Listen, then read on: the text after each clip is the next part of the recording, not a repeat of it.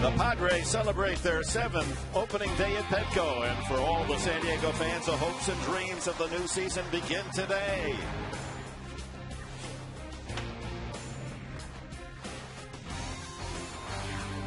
Atlanta 3-3, managed by the venerable Bobby Cox in his last season. Cox, the 4th winningest manager ever.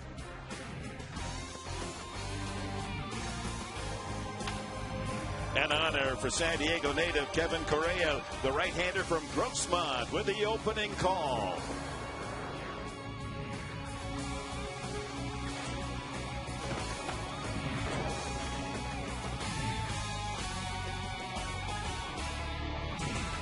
Oh my! The man upstairs must be a baseball fan. The rains of last night this morning have cleared. Blue skies overhead. Petco Park will be jammed with a capacity crowd to see the Atlanta Braves and the San Diego Padres in the home opener. And hello, everyone, along with Hall of Famer Tony Gwynn and Mark Grant. Dick Enberg, we're pleased that you're with us today. You still get a little feeling about it? Oh, yeah. The opening day at home. After 6 games on the road, these guys are dying to get out there and show people what they can do.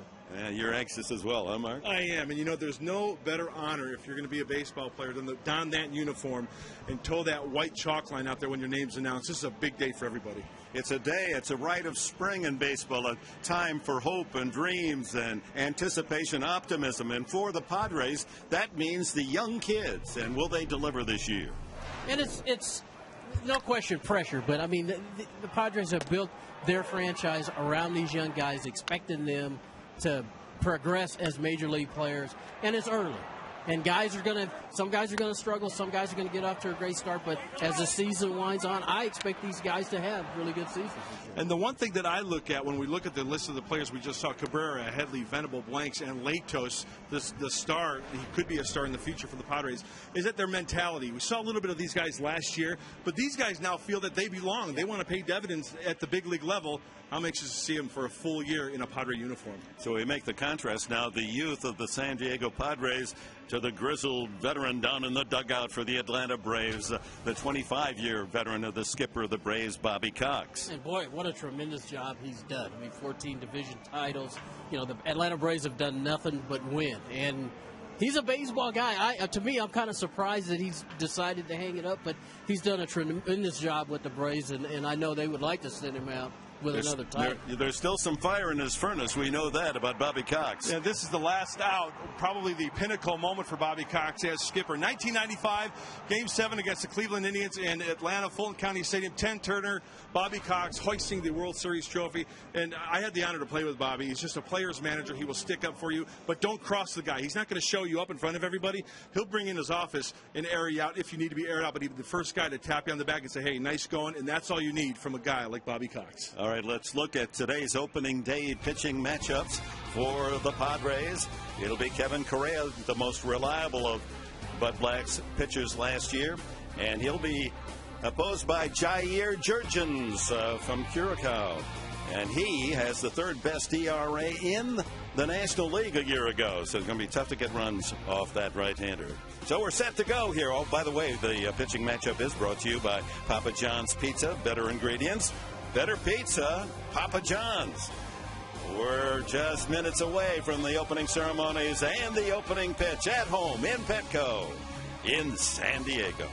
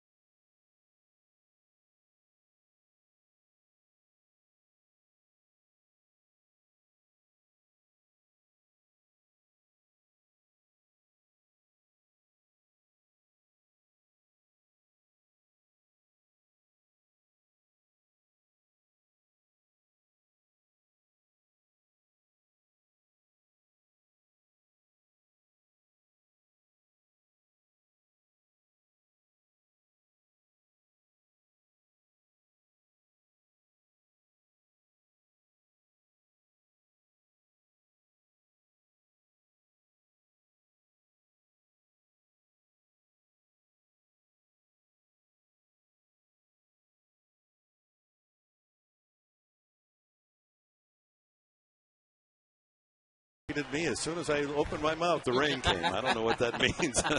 Hopefully nothing bad. As the Padres ready to go at home.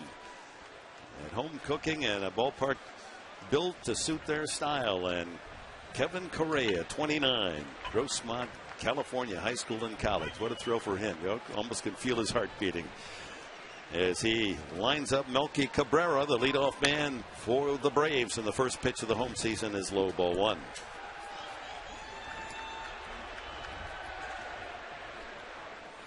Last minute switch in the lineup by Bobby Cox, inserting Chipper Jones, who was not going to start. There's a strike.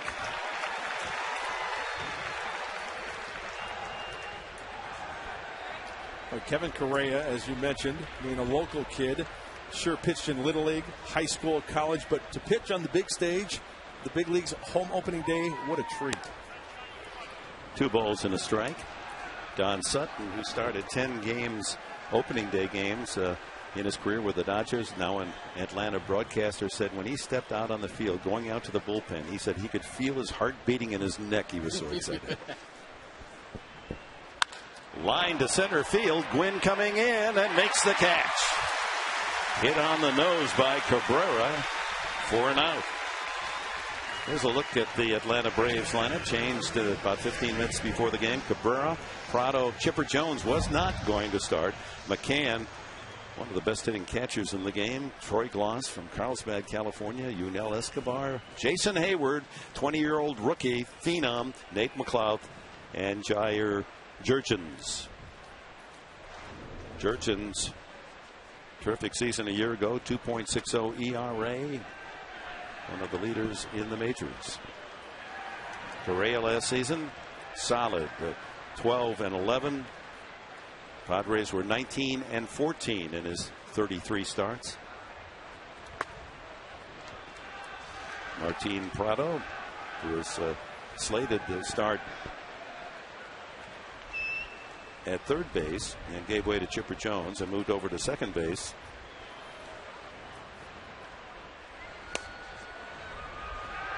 That cutter sliding away. 3-0. Dick Chipper came out early and took some ground balls in BP today. And said he felt fine, and they got him in the lineup, put him back in his normal 3 spot. There's the veteran Jones.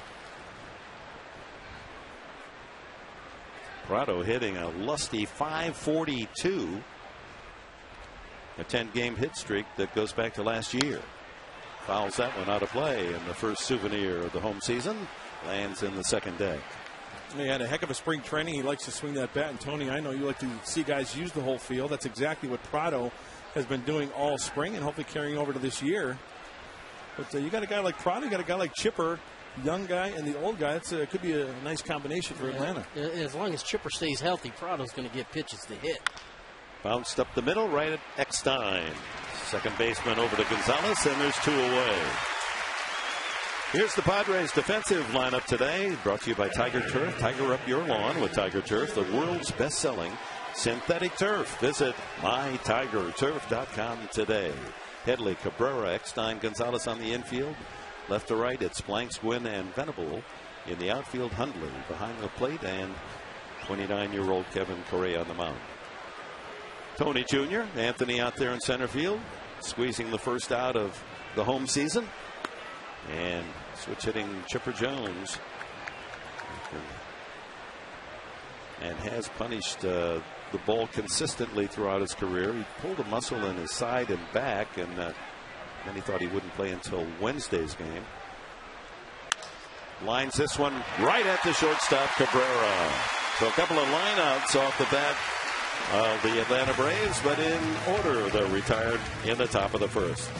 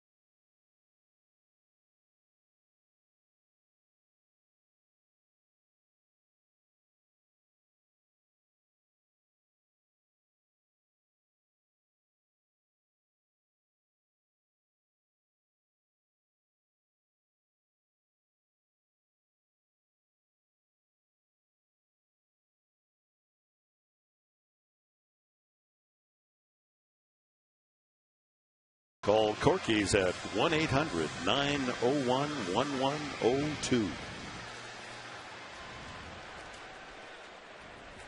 Jair Jurgens, 6'1", 200 pounds. He's only 24, from Curacao, Netherlands Antilles, and the Caribbean. And Cabrera takes it low. The Netherlands Antilles, remember, they won the Little League World Series a couple of years ago. 2004, they beat Thousand Oaks, California in the finals. There's a strike, 1-1. Remember, that's where Andrew Jones was from, and that surely opened up a lot of scouts getting their passports stamped to go down there to see some baseball players. And the fact they won the Little League World Series would indicate they're playing a lot of good baseball on the island. 1-1. Chopped out toward the mound, an easy play. Jurgens throws out Cabrera. And here's the Padres lineup, brought to you by Alpine Rock and Block. Start your next backyard project with Alpine Rock and Block. Cabrera, Eckstein, Gonzalez. Didn't he get a rich round of applause as he was introduced before the game? Kyle Blanks, Headley, and Venable. Headley red hot. Hundley, Gwynn, and Correia. Hitting in safely in all 6 games. Chase Headley, especially from that left side. He's 10 for 20. Eckstein, 2 for 20. Takes it upstairs. Jurgens, 14 and 10. But look at that ERA, 2.60 last year. What do you look at, Tony Gwynn, when do you look at earned run average, batting average against? What do you think is most important? I think the biggest thing is, can he command? I was never a numbers guy. Can he command the strike zone? And if he can, throw all of his pitches in the strike zone, then you have to respect him. If he can't get a breaking ball over, or can't get a split, or has trouble with his off speed, has trouble with location, and offensively, you're going to work that to your advantage. Upstairs again, 3-1. In the past, especially last year, a strike thrower, because in 215 innings, 75 walks, he's got 3 quality pitches, fastball, slider, and a changeup. Living anywhere from 88 to 94, so he can add and subtract with that fastball. Eckstein's worked it in his favor, 3-1. Right down the middle. Eckstein, veteran hitter there, 3-1. Hadn't really seen anything in the zone. Forces him to throw a strike, and isn't afraid to hit with 2 strikes here. Line to left. That's going to fall for a base hit. Eckstein with the first Padres knock, and that brings up Adrian Gonzalez. That's a veteran AB right there. 3-1. Maybe you try to do a little bit too much. Takes a strike, gets a pitch up in the zone. Pulls it into left field for a base hit. Eckstein at first base, and here's Adrian Gonzalez hitting .333. A couple of home runs. Leads the club in doubles with 3 after the first week. Yeah, you're the Pods. Wouldn't you love to get on the board early, get a lead, get out in front of the home folks?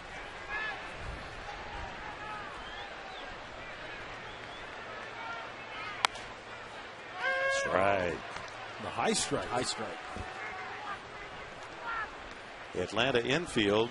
Chipper Jones playing well off the line at third, but relatively orthodox setup. They don't shift with a runner at first. 1-1. Tony, you were talking about the early lead. Now, home would be nice in this home crowd, but only talk about the home runs given up last year. In 34 starts, only 15 home runs from Jurgens. This is one of the young. That ball, broken bat to the second baseman. They get one there, and back to first. Pulled him off the bag. He's safe. That should have been a double play. Good job by Eckstein entangling the shortstop, Escobar, on the relay back. Yeah, Eckstein did a nice job of putting a little bit of pressure on Escobar. Forced to throw up the line. No error on the play since the out was made, and you cannot presume the double play, although certainly he would have had them with Gonzalez with a good throw. Kyle Blanks 3 for 19 thus far.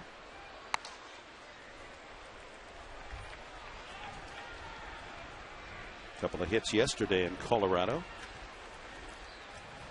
and a long home run in Arizona. Off speed, bends just off the plate.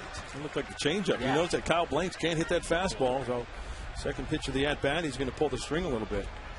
He's got an above-average changeup. That's probably one of his better pitches. Popped up.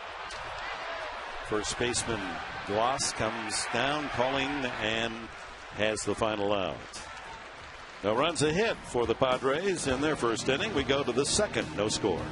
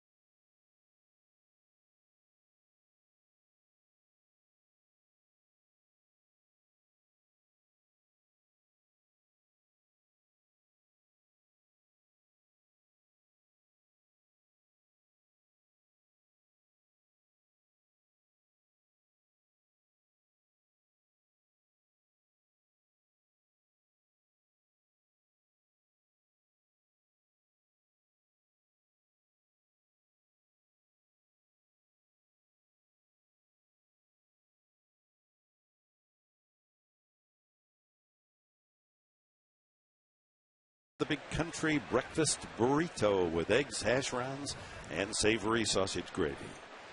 Well, the sun comes out after that little cell went through. Bright sunshine at Petco, and Brian McCann, the left-handed hitting catcher, he homered yesterday against Tim Lincecum.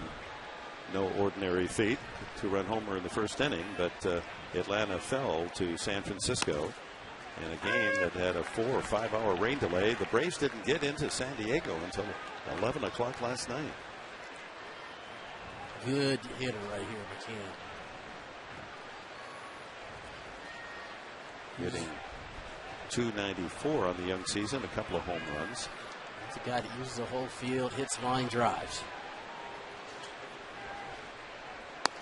Remember last year he wore the goggles, the glasses. He had some LASIK surgery done in the offseason, so he went under the laser, as they say in the eye business, and should be good to go. Those, you know, that Atlanta humidity, those glasses fog up. 2-1. Grounded to first, and Gonzalez there to scoop it up and flip for the 3-1 put up.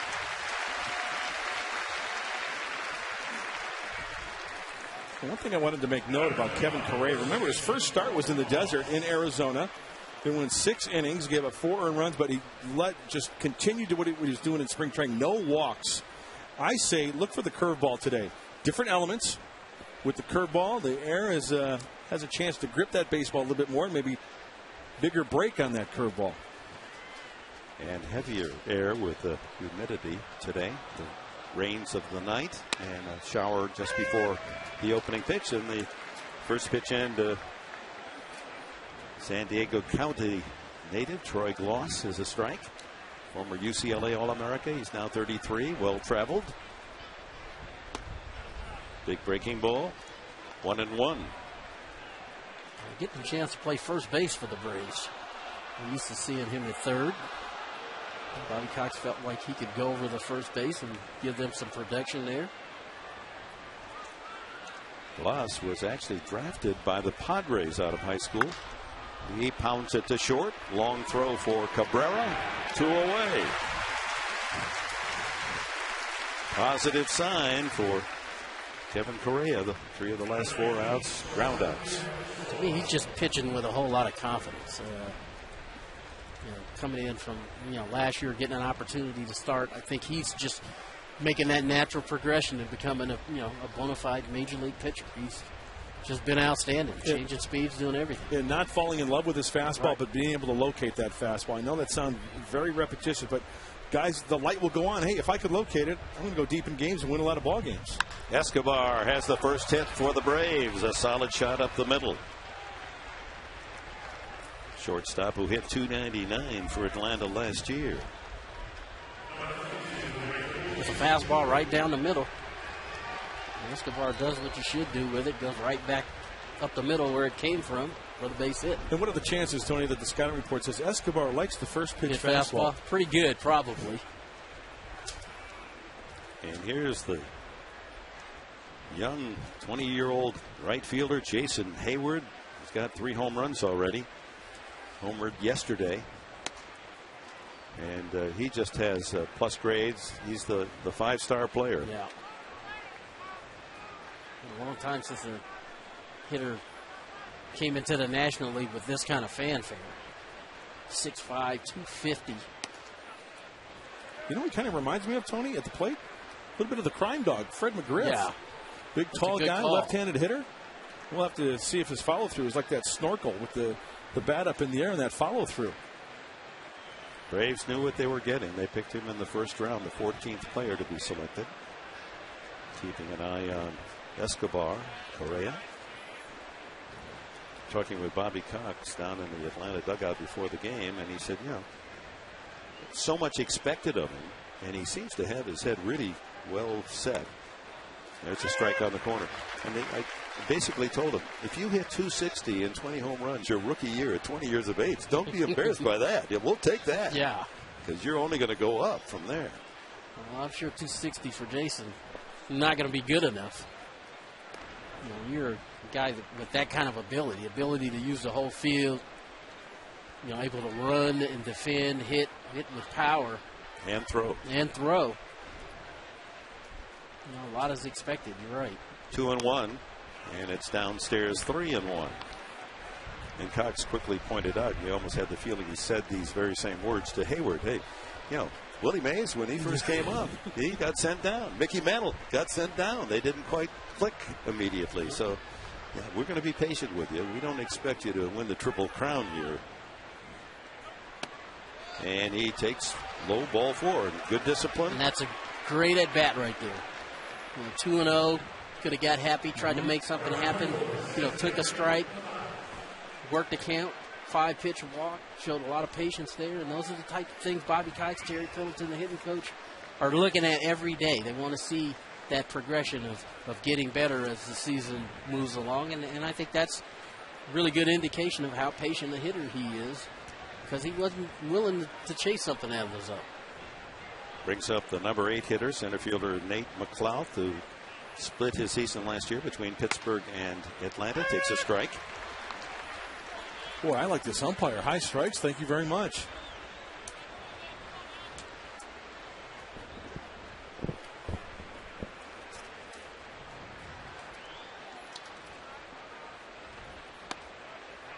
That one misses inside.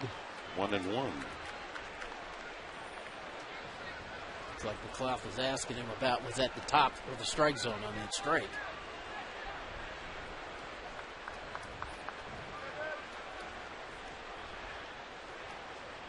Runners at first and second for Atlanta with 2 outs here in the top of the second. Nate McLouth 2 for 13 on the season.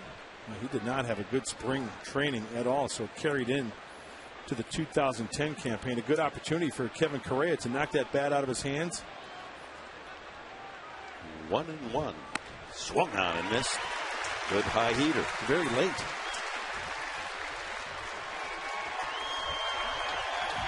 He had some eye issues as well last year. Saw the eye doctor. Got some new contacts.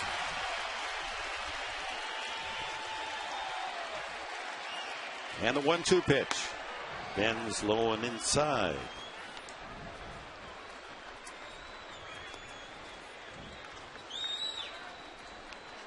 Two years ago, McLeod in Pittsburgh named to the National League All-Star team as a center fielder.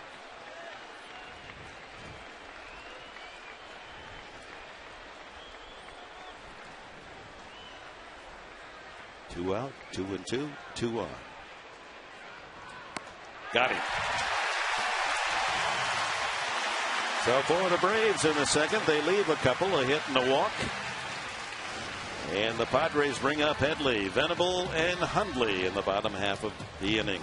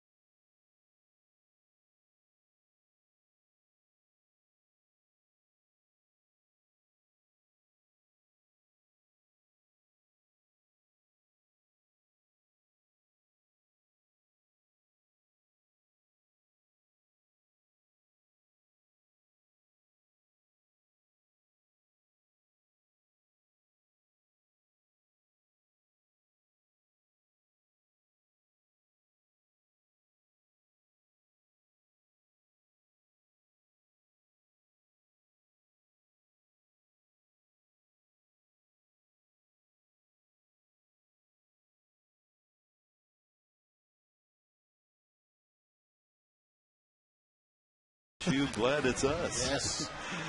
Hey, San Diego, join your Padres Wednesday, April 14th. Coming up on Wednesday at 7:05, military opening night presented by Northrop Grumman, as your Padres thank our military for their remarkable service.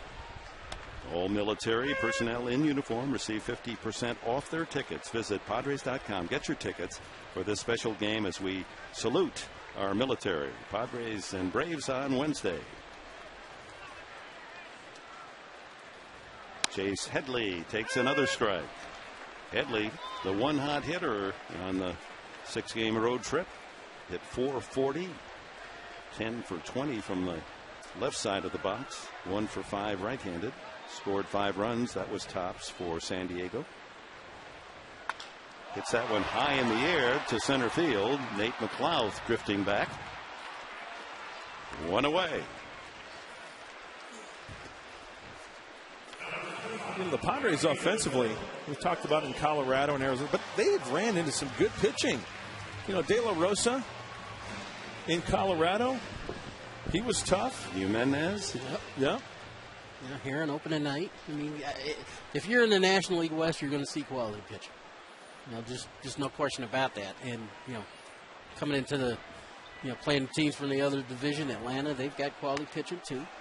And this guy's one of their quality guys. And at some point, you have to settle in and start getting good pitches to hit and start to do something with them. Will Venable takes the high strike. He's asking. At the top of the strike zone right there. If they're going to call this pitch a strike, boy, it changes your idea about what you have to do at the plate. If that's going to be a strike. Well, why don't they call it a strike? Isn't it the letters supposed to be the top of the strike zone? Most of them. A lot of umpires, if it's above the belt, they think it's too high. I like it at the neck. Well, that's a different avenue. Yeah, you're thinking about. Dick, you're right. But the majority of guys don't call that a strike. 1-2. Line down the right field line. Fair ball. That'll hit the corner at the 3:22 sign. And Venable is racing around second. He's going to try to stretch it and has a triple.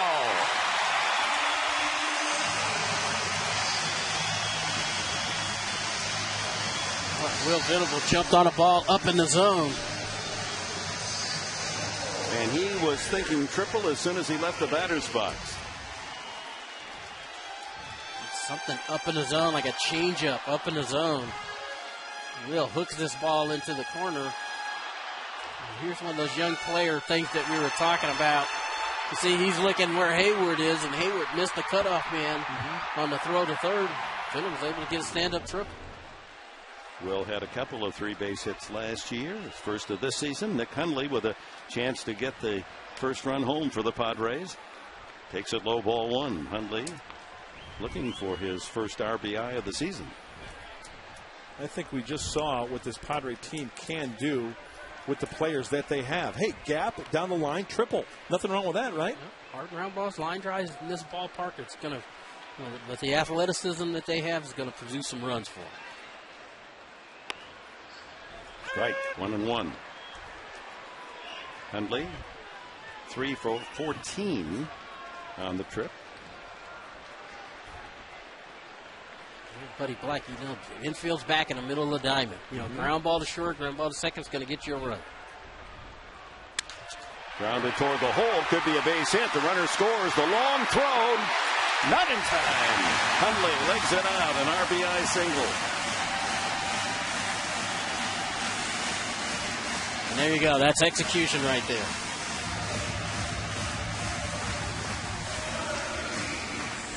Hundley with his first RBI of the season, and the Padres are in front 1-0.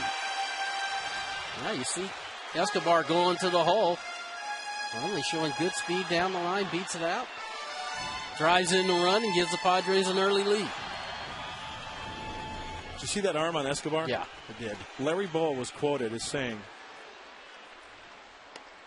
he's got the best arm for a shortstop in the National League since Sean Dunston. And he had a rocket. Yeah. Well, he went a long way for that ball in the hole and made a strong throw. Tony Gwynn, 2 for 14.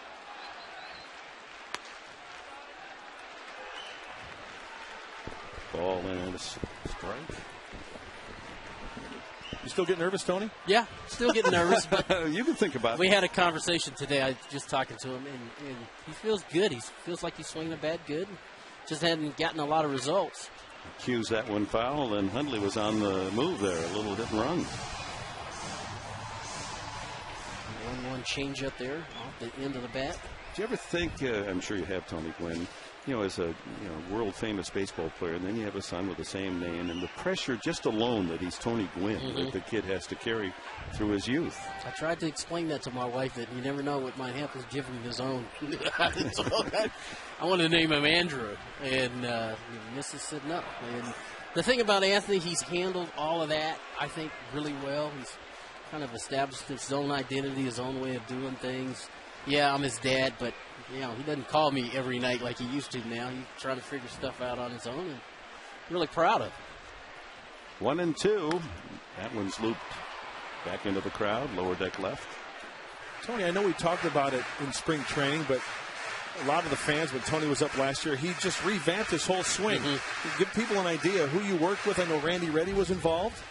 Well, that stance he had last year, I couldn't explain it, and I was asking him to explain it, and he wanted to simplify. Fouled again, 1-2. The count remains. And so now he's more upright. His hands, I think, work a whole lot better than they have in the past. We talked about this last year. He had a little bit of trouble getting his front foot down, but now he's much better. And again, he's 2 for 14, and putting all kind of pressure on himself to have success. But just keep doing the things you're doing, because to me it looks much better. He looks much more comfortable. Take strike 3. Fastball caught the outside corner. First strikeout for Jurgens. Jurgens throws the two-seamer. Looks like at times it gets a four-seamer. Belt buckle high. You talked about being able to add a little bit. In that one, he had a little zip to that, running away, and nips the outside corner. 1-2 count. The pitcher's pitch, and the umpire gives him the call. Correia takes a strike. Kevin, as a big league hitter, is 9 for 57. Comes out to 128. 4 RBIs. He's already ahead of the game, though. He's 1 for 2 this year. Fouls that one away. 2 strikes the count. Whoa, what a catch. Fan from Encinitas reaching over the railing there to one-hand it. Nicely done. An 84 Padre cap on. Ball outside. I said that purposely to honor a man that I have so much respect and regard for, Ernie Harwell. Ernie would do that at all the Tiger games. He'd throw in some town in Michigan for a fan that caught a ball. And I think it's not a bad idea to salute the cities around San Diego County and now and then throw that in. But more importantly, a man who's one of the true greats as a broadcaster and as a man. Looped into center field. No, it's a second baseman who can roam behind second to make the catch of that dying quail. A run on 2 hits for the Padres, however, in the second. 1-0 San Diego.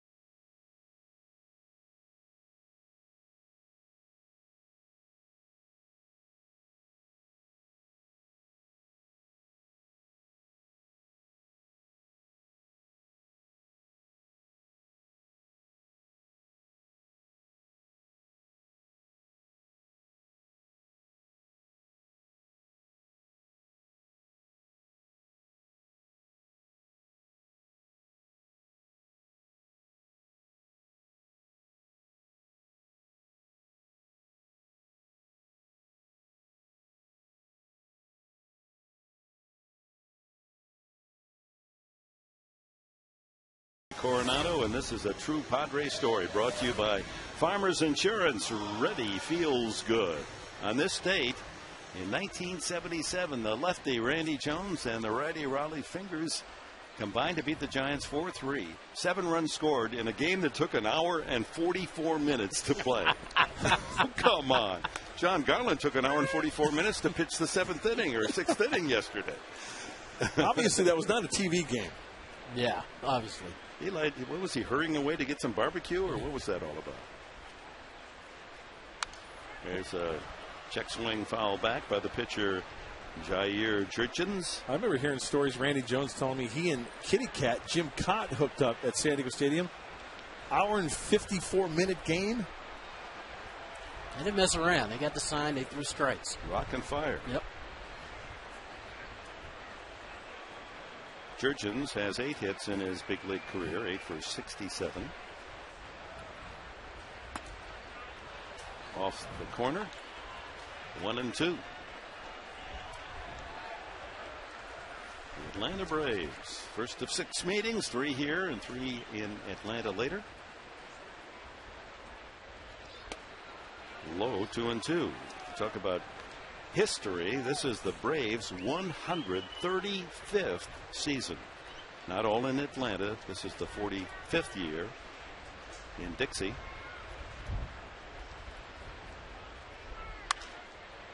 Pretty good swing on that one, and he fouls it down the right field line. First played ball under the moniker the Braves in Boston, of course. There were the Red Sox and the Braves in 1876, and stayed there till the 1950s, and then moved to Milwaukee for 13 years and eventually to Atlanta. Ground ball sharply to second. Eckstein positioned perfectly. One away. And another ground ball out. I first saw a Braves game.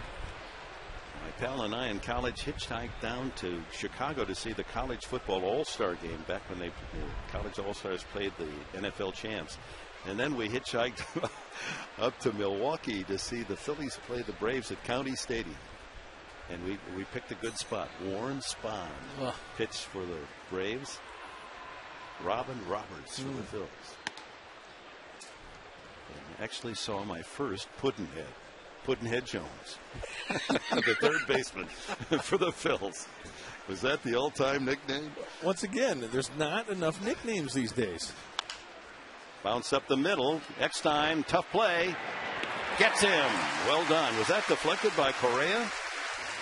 Kind of tough to tell, but David Eckstein did a fine job. He's going to his right. Still, rather than trying to backhand it and lay it, look at his hands. Two hands right in front of him. Fires a strike to Adrian. Just doing everything so well mechanically. Yep. Taking a short hop. He's our little mascot. Quick throw to first. You got to love him.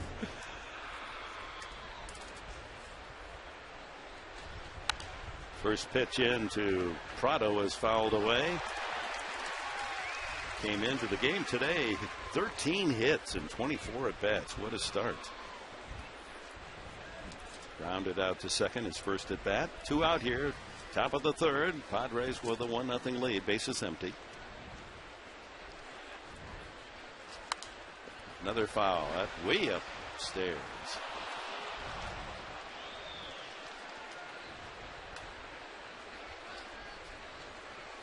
Outfield playing Prado to hit the other way. Center fielder Quinn shading over into right center. The gap then in left center field. Correia challenged him up in the zone the first 2 strikes. Try to get him out there away. I've noticed one thing about Kevin's pitches. When he keeps him down around the knees and lower, that ball's got some serious tail to it. Yeah. It's really biting down out of the zone. There's a curveball. Into the dirt. I think the butterflies might be gone right now for Kevin Correia. He's just concentrating on throwing strikes. Well, I think you're right. I think he is going to use his breaking ball more today. He just, at this point in the game, just doesn't have that feel for it right now. Hadn't been able to throw it for a strike. Ooh, that was close. Off the outside corner. He had him 0-2. Now the count runs full. With Chipper Jones on deck.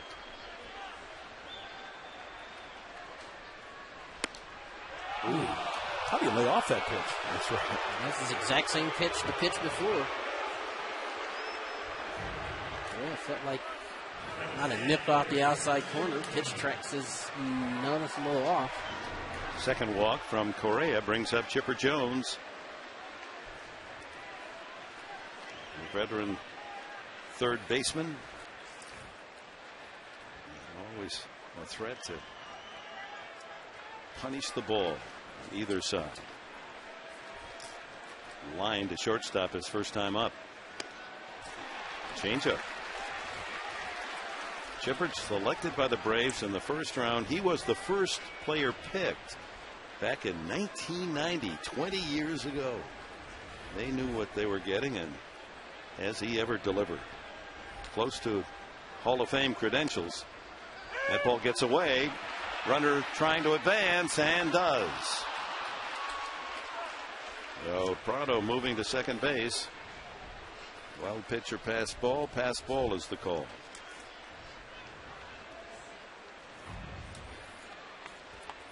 Oh, yeah, very catchable ball for Nick Hundley. And nobody feels worse right now than Nick. That was right in the webbing. He just got between him and then back of the umpire. Free 90 feet. So a walk and a pass ball puts the tying run at second. And another ball in the dirt. Nice block there by Hundley. As Jones digs in, 426 career home runs, 1,445 RBIs. A lot of big numbers on his statistical sheet. Lifts this one to left field. Look how deep he got that. He was just a little swat at the ball. Reached out and flies out to left field. So Correia works out of trouble in the third. Bottom of the third. 1-0 San Diego.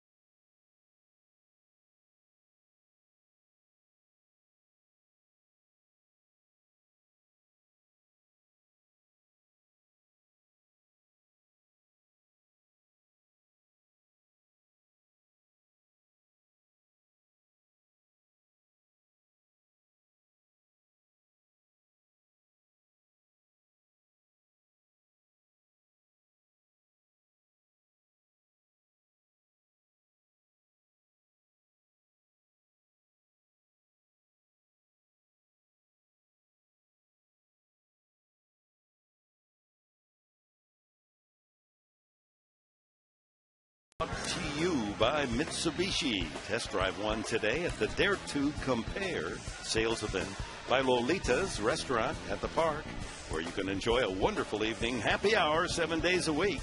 And by Irving Hughes. Life is a lease. Negotiate well. Bottom of the third, top of the order for San Diego, Cabrera, Eckstein, and Gonzalez.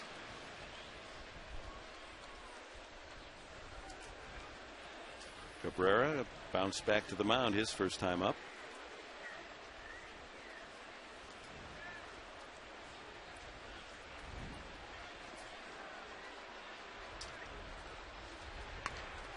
Bunts, but he didn't get very far from the catcher, and McCann throws him out by a half stride.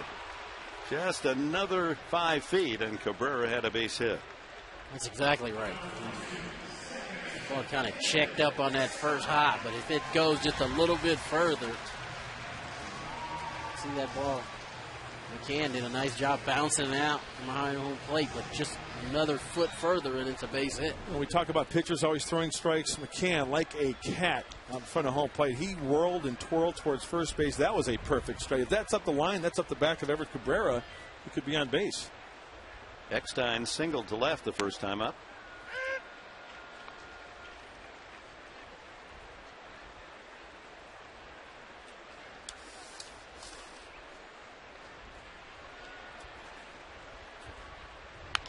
Pulled foul off the fists.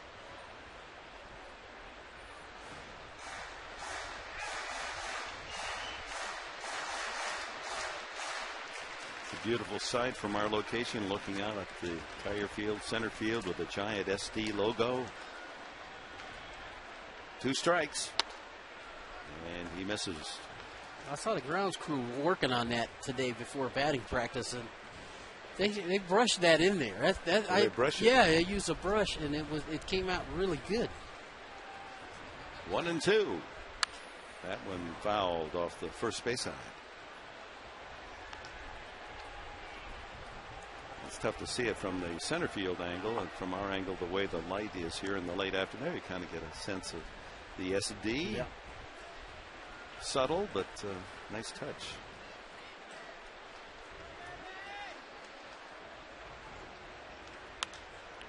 looped to foul territory, and that one not hit high enough for first baseman Gloss to get it. Correct. That was almost an emergency hack right there. A fastball in, beat him. And he was just trying to foul it off to stay alive for another pitch. Tony, I see a lot, and please hear me out on this, because we talked to David Eckstein in Colorado about this. Same type of reaction time, David Eckstein, that you had. You could recognize a pitch, the situation, and react. Eck is the same way. A runner can go, he can look at a pitch, he can change his swing a little bit and hit it a certain way. That's how quickly he can react. That's the way you were. That's experience is what that is. It's trusting the things that you do, and that's what he does. I mean, we saw that in his first at bat. That one's line, fair ball down into the left field corner. Eckstein ripping around first, having trouble in the corner. Left fielder Cabrera, and he does get it in. And Eckstein with a ringing double into the left field corner. And that's exactly my point right there. I mean, he fouled off some tough pitches, and he trusted that if he got a pitch to handle, that he would. And again, that ball's supposed to be away, kind of sails over the middle of the plate. Eckstein's right on it, lines it into the corner for a double. And if you're the Padres, this is exactly what you want. You want to keep giving the middle of your lineup opportunities to drive in runs, puts himself in scoring position. Adrian Gonzalez steps in, safe on a fielder's choice, his first time up.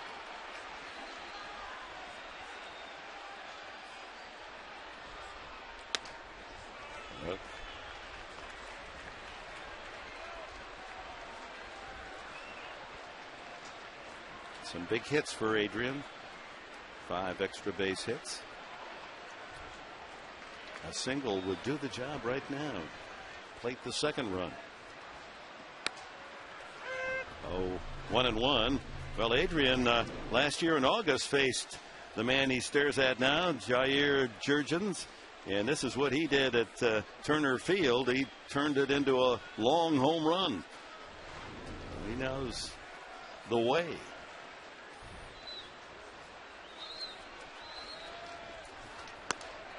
2-1. It looks like that's how they're going to pitch him again. Outfield pretty much straight. Jurgens challenged him in with a fastball for a ball, but he's gone away the next 2 pitches. I know it sounds textbook, but up and in, down and away. Would you agree? Yeah.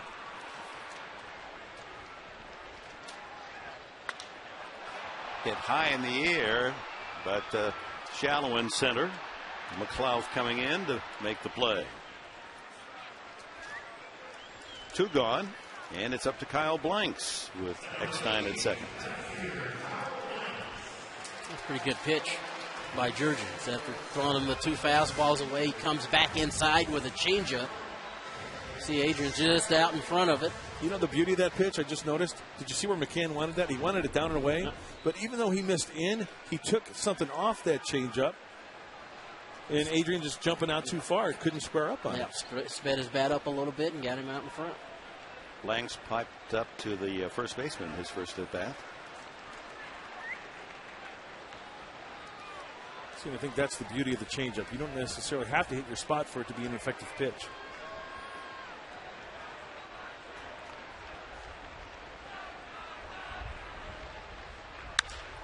Hit sharply, but right at the second baseman. Prado throws him out. Blanks unlucky. He hit that ball hard. So a double, 1-out double by Eckstein. He's left at second. It's still 1-0.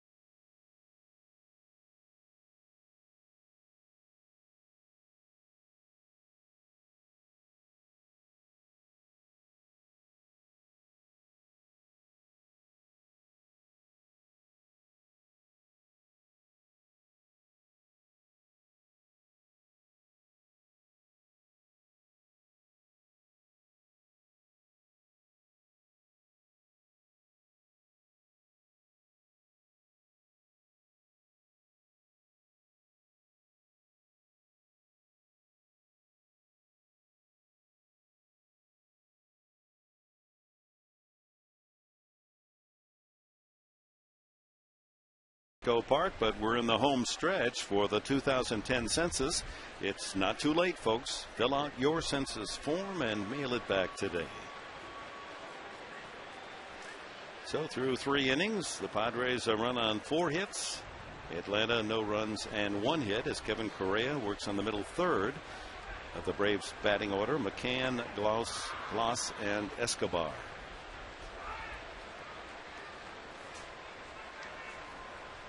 McCann grounded to first his first at bat.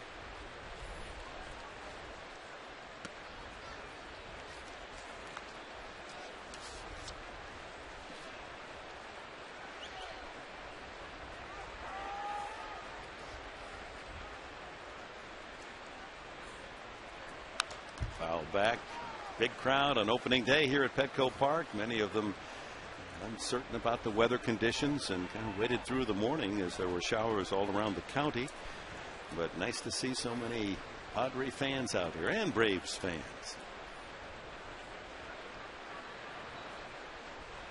You know what I thought was nice during the introductions, and Dickie did a fine job as always with the emceeing for the pregame ceremonies. When you announced Chipper Jones' name, a rousing applause here from the San Diego fans, which I thought was very, very nice, and also for manager Bobby Cox as well. Foul back. Well, what that tells me is these aren't just baseball fans that come out to eat and drink and cheer the Padres. They're knowledgeable fans. They know a star. They know a manager that has contributed well. They didn't need any cue. And yeah, I got only a couple of sentences in on the introduction of Cox, and they were already cheering. That one, broken bat, but are they going to be able to get him? Third baseman Headley, yes! That was a tough play. You couldn't have rolled the ball better, but because it was a swinging bunt, McCann was slow getting out of the batter's box. Yeah, and Headley made a nice play. I mean, the only way he's going to get him, you see McCann cue this ball off the end of his bat is the bare hand and accurate throw. And got him by a half a step. Chase Headley worked with Glenn Hoffman day in and day out over on that half field over in Peoria on plays just like that. Chase even said himself, in spring training, I didn't get a lot of chances. Live balls off the bat, those slow rollers. He's adapting quite well. Here's the veteran Kloss. Takes a strike. Glenn Hoffman, third base coach. And they all have different responsibilities throughout the spring training. Any fan that comes out of spring training just watches the practice, you'll all be stunned how hard this coaching staff works. Yeah, the players really grow to appreciate their coaches putting in that extra time and effort. And in Headley's case, you figured he was going to go to spring training this year and be forced to take a lot of ground balls because he spent the majority of time in left field last year. And in the games that I've seen so far, he's done a nice job. He's been really smooth over at third base, like he's coming back to a position that he felt really comfortable at. 2-strike pitch is high, 1-2.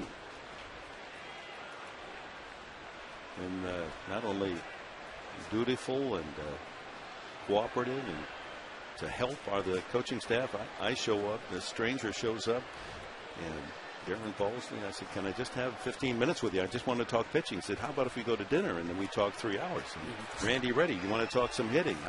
How about the skipper? And they embrace my eagerness to just get back and chew on this game. Dick, they know you love this game, this sport, and they want to help you understand, who these guys are and what these guys are about. Couldn't have been more cooperative, generous. Breaking ball outside, 2-2.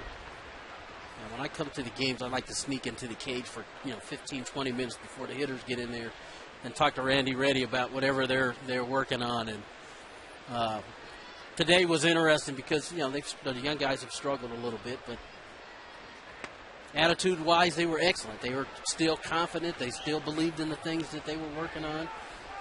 He went into the cage, Headley, Venable, Gwynn, all the young guys, Blanks, working on the things that they've been working on since the spring, and it was good to see. That was Randy Reddy. A swing and a miss as Gloss may have chased a ball away. He had worked the count from 0-2 to full. Second strikeout for Correia. Balsley there, looking up. That's part of the process that Kevin Correia went through last year, that have confidence in that breaking ball in a fastball count. If taken, clearly a ball. That's a big out for the right-hander. 2 outs, and Yunel Escobar steps in. The shortstop singled up the middle for the only Atlanta hit back in the second. It's this one foul. Into the first row, second deck. Well, just to elaborate about the coaching staff here, they work so hard and diligently to get it right for the players. They live and die with each at-bat. The hitting coach, Randy Ray, they live and die with each pitch. Darren Balsley and Buddy Black the same way, wins and losses.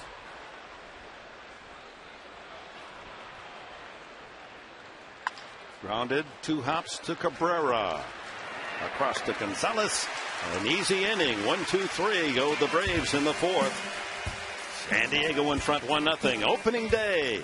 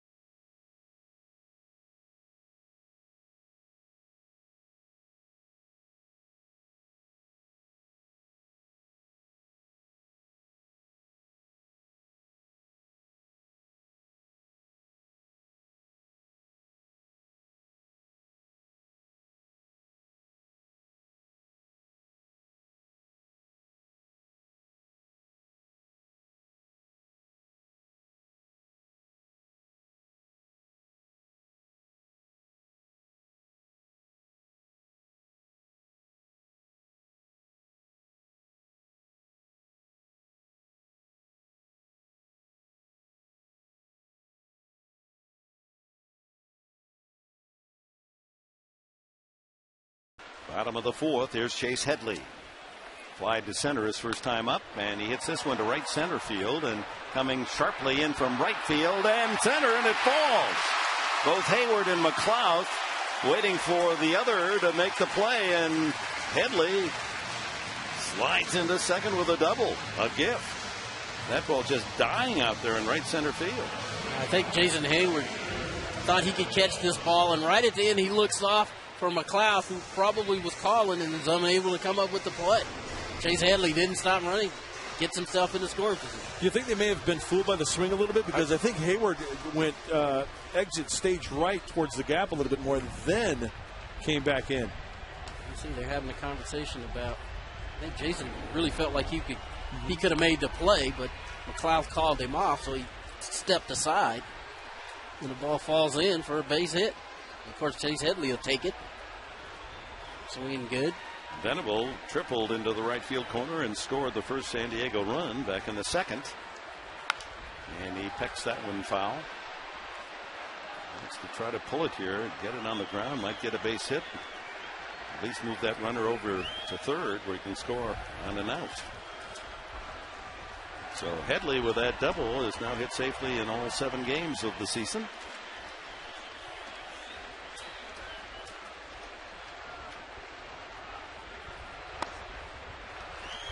Two balls and a strike to the former Princeton star.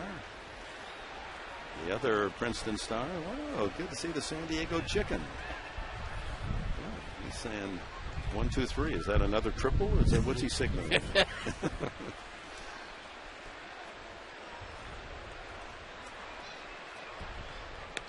Change up.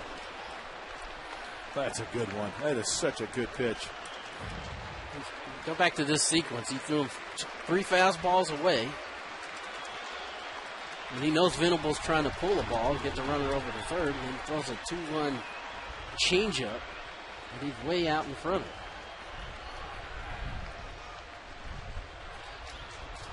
Lined up the middle, base hit. Headley around third, and he'll be held there. Back to first goes Venable as he takes a big turn as Len Hoffman came down the line. And with that ball hit so sharply and McLeod charging hard and no one out, and the out situation helps to dictate whether you hold the runner or let him go, figuring you stay right there. We got first and third and no one out. Right on the button. Ball up in the zone. Venable goes right up the middle with it, but you see Headley gets a good jump from second base, but the ball's hit so hard. McLeod came up with a strong throw to the cutoff man, Troy Klaus. But the Padres, again, putting themselves in a position to put runs on the board. Venable 2 for 2. Eckstein 2 for 2 in this home opener. Hundley with an infield hit. Ground ball into the hole at short that he legged out. Drove in Venable after his triple in the second for the Padre run. Chance to pick up some more here for the Padre catcher. Infield playing back. They'd give up a run for a double play ball.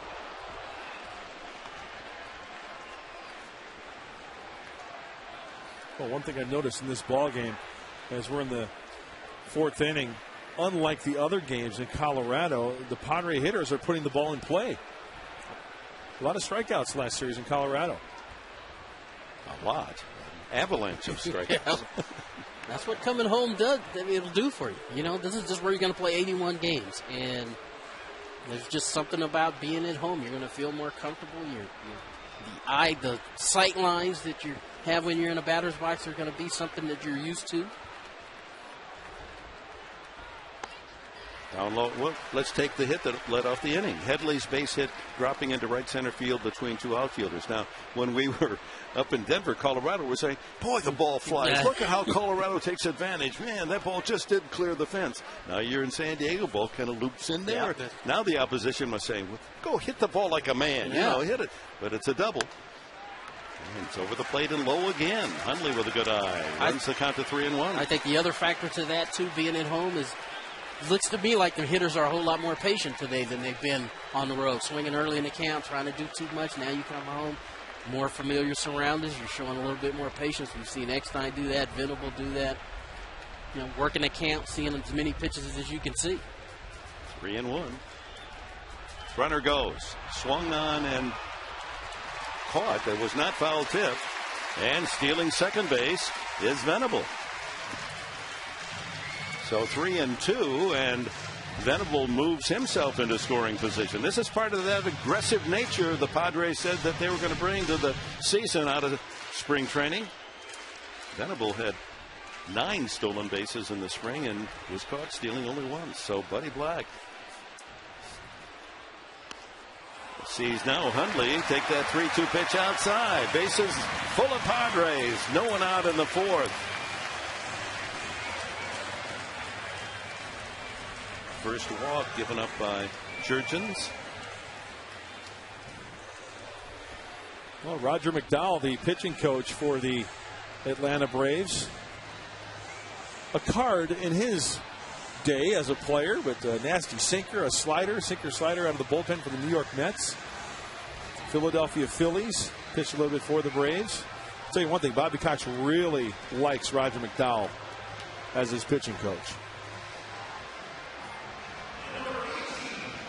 He may have detected a flaw in the delivery of Jurgens or just wanted to settle him down. This is a key spot here where the Padres could get a bunch of runs. Tony Gwynn up. Bases loaded. Headley at third. Venable at second. Hundley now at first. Good spot for Tony to pick up his first RBI of the season or more. Low again. So he's finding the plate, but he's just downstairs too much as Jurgens. And again, I think the Padre hitters are doing a good job of being patient, trying to get a ball up in the zone to do something with.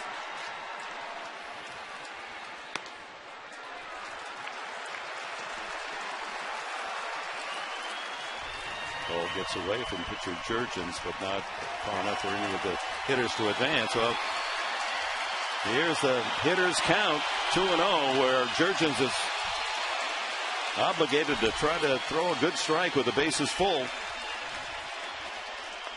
Low again.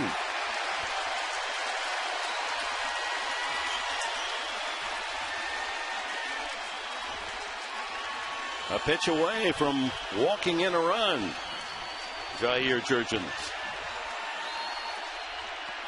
Ball 4 low. 4 straight pitches downstairs, and a gift run for the Padres. It's 2-0. And credit Tony Gwynn with a RBI. Back-to-back walks from Jurgens. As Bobby Cox stares out, Roger McDowell, man who is known for his control, suddenly having difficulties here in the fourth. Still bases loaded, no one out. Kevin Correia, a chance to help himself. Outside, ball 1. Yeah, make him throw a strike. Make him throw 2. Exactly. Because this is a situation, yeah, you would like to get some more runs. He almost, Correia's not known for swinging a bat here. There's a strike. Jojo Reyes, left-hander, loosening up in the pen for the Braves. Correia popped to second his first time up. Fouls that back toward us. That was right in line, but falls short down into the lower deck. If something comes up here, I'm leaving it to the Gold Glover. I got you covered. I get kind of nervous now when the balls come up our way. It's a little different without a glove. I use the Bob Uecker approach. Let it hit the back wall and field it on the ground. 1-2 to Correia. Bases loaded. No one out. Fouls that one off first, and no play as it goes just a couple of rows back of the Padre dugout.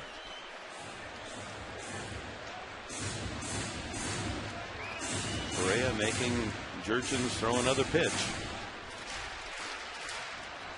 There's Everett Cabrera on deck.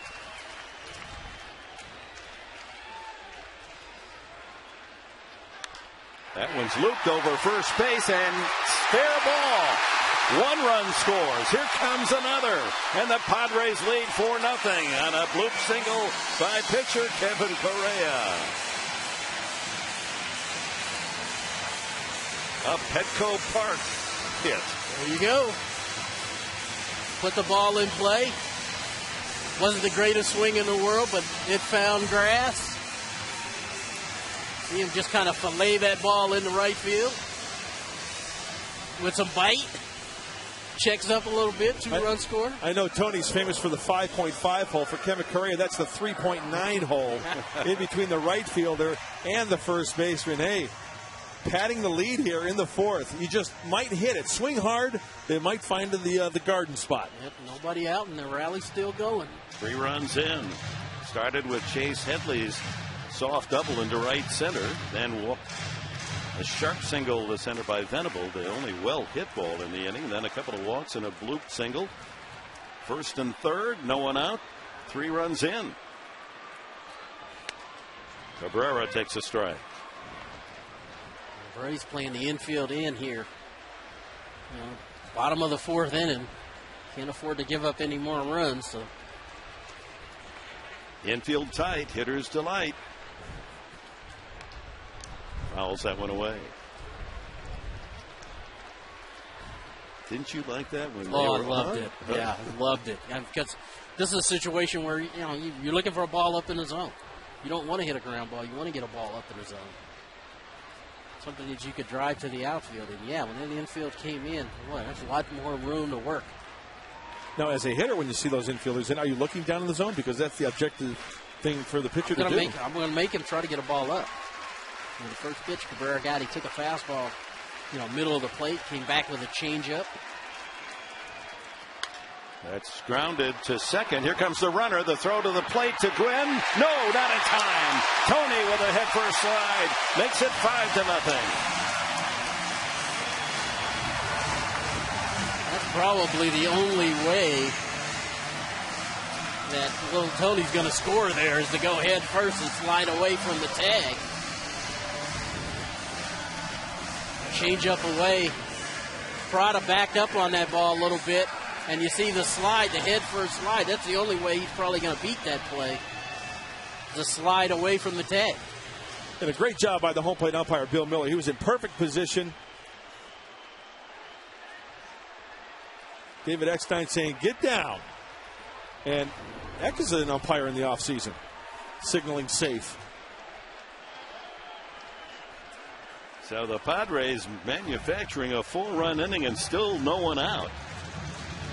Nice. Beautifully done. Here's Eckstein, a single and a double in his 2 at-bats. First and second. And down low, ball 1. Part of the undoing here from the Braves' point of view, the control of pitcher Jurgens put a couple of the men on board with walks, and they both scored. That one's popped up behind home plate and out of play. It's one of those innings as the head coach of the San Diego State Aztecs. When it happens to you, you say, they've hit one ball hard, Venable, and they got 4 runs and there's still no one out. What am I doing here?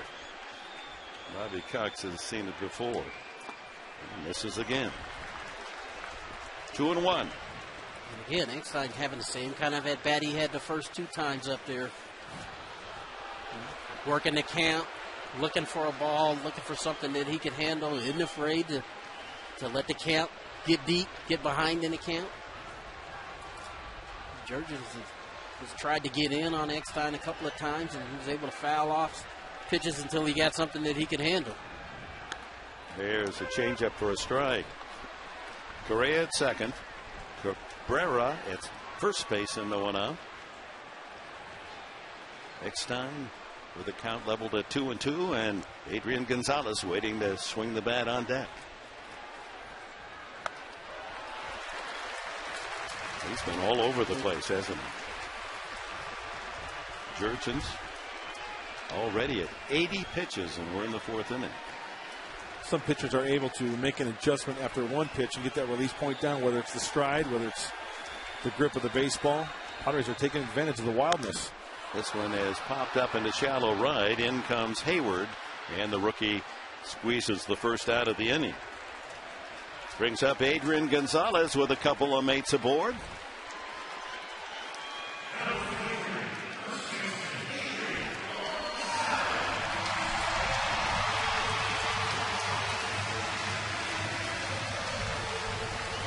Gonzo with 3 RBIs on the season, a couple of home runs, and 3 doubles.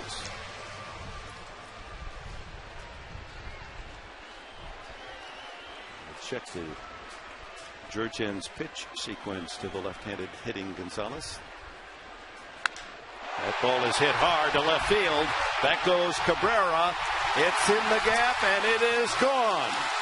No, it is not. It bounces in. It bounces in. That will send the runner Cabrera back to first base. He does not score. Well, luckily for the Braves, if that ball stays in the field of play, Cabrera's going to score standing up. Adrian, a nice job getting that first pitch fastball out over the plate and driving it into left center field. And that's a vintage Adrian Gonzalez swing right there. That ball bouncing up into the stands cost him another RBI. And I know it's only April 12th. Adrian finished last year with 99 RBIs. It's an RBI like that might come back and you might not get. Maybe we'll have to talk to Luke Yoder and soften it up out there. So this pitching change will be brought to you by Harley Davidson, where we are always country first. Well, here in the city, the Padres enjoying some city first.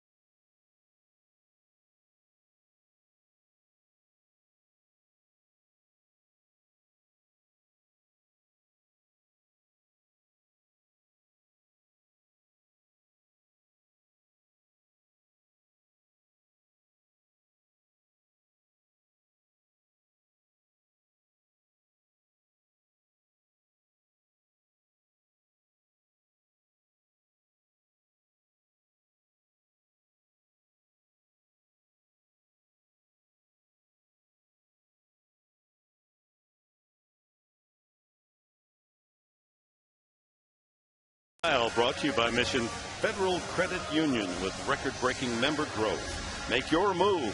Open an account today. Left-handed JoJo Reyes, born in Southern California, West Covina, 6'2", 230 pounds, 25 years young. Inherits second and third with one out and 5 Padre runs in. And the first pitch to Kyle Blanks is a cold strike.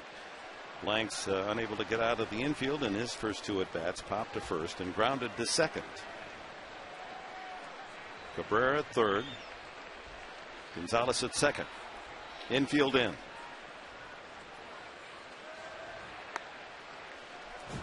A lot of changes of speed against Blanks. Yeah.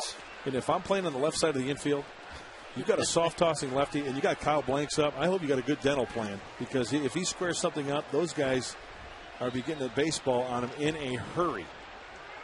Third baseman back a couple of steps. All the other infielders very tight. 2-1. The Padre hitters did a great job of having Jurgens work in this inning. 31 pitches in the 4th inning. Yep, did a great job. And Blanks again showing patience. A couple of breaking balls, fastball out over the plate. Another off-speed pitch. 2-2. Go along with that curveball that JoJo Reyes is throwing is a fastball. Get it up to about 93. A slider and a changeup. Take a look at the old number 2 again, Tony. Lefty into the righty, just on the outside corner. Snapping that breaking ball in there for a strike.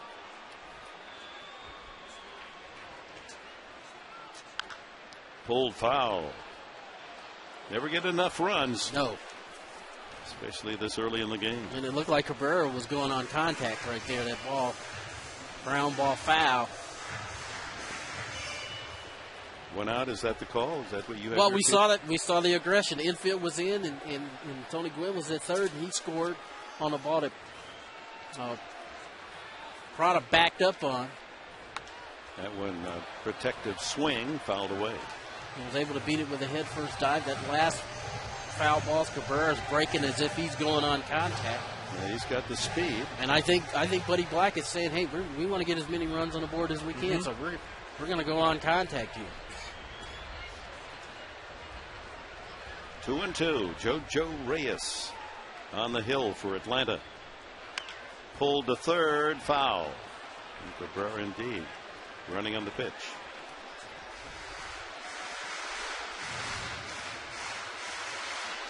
Reyes, in his brief major league career, is 5-15 with a hefty 6.09 ERA.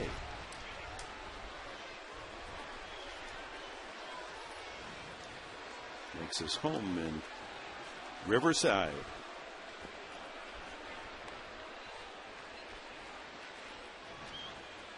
Outside, tended Riverside Pollard. Full count. Yeah, this is a totally different looking San Diego Padre team from the one we saw the 3-game series in Colorado. Patient hitting, working the count. Yep. 3-2. Fouled, and again, covering the plate, gives himself another swing. Yep. And you talked about the 31 pitches this inning for Jurgens. 9 already. By Blanks here in this at bat. Kevin Correia doesn't mind the long wait. Hey, keep them coming, boys. Keep them coming. It's nice to see a starting pitcher get some breathing room. Yeah. Another foul. Well, the ball, for those of you that were with us on Channel 4 in Arizona, that Blanks hit at Chase Field was to deep right center, and it was still going when it hit halfway up into that second deck. Enormous power, this young guy.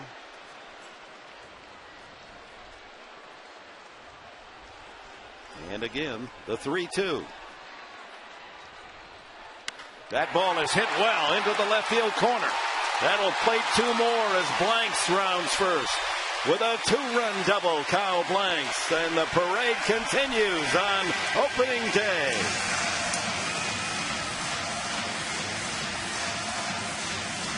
Well, we talked about putting some runs on the board early.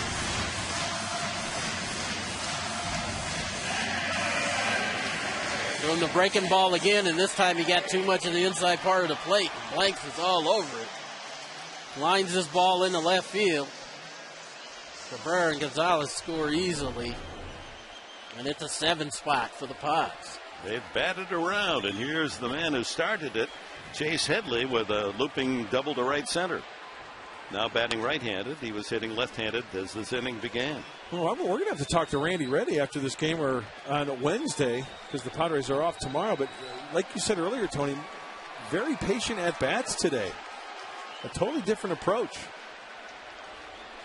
Like I said, it's the friendly confines of being at home. Headley swings and misses. 1-1. The 8 runs scored today, and we're just in the 4th inning. Most ever by the Padres in a home opener. Wow. At Petco.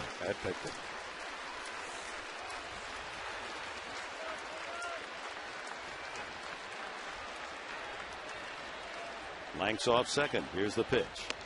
Low and away.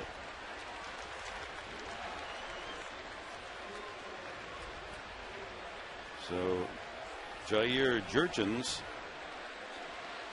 charged with all 8 runs in 3 1/3 innings for a man who was one of the top ERA pitchers in the league last year. Fouled away. That's a rough outing for him.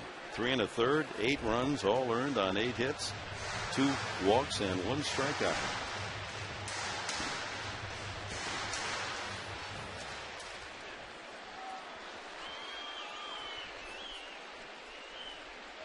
Supposed to be a celebration. Opening day. Hit parade. That's what you hope for the home team.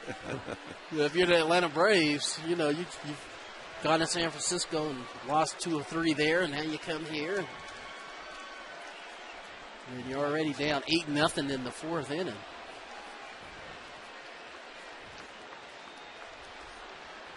And a full count on Chase Headley as Reyes gets his sign. That's line to right field, base hit. Around third comes Blanks, and the big fella with a throw coming in from Hayward just does get in there. Should have slid. Throw back to second, not in time as Headley takes the extra base. Oh my, what an inning. 9-0 Padres.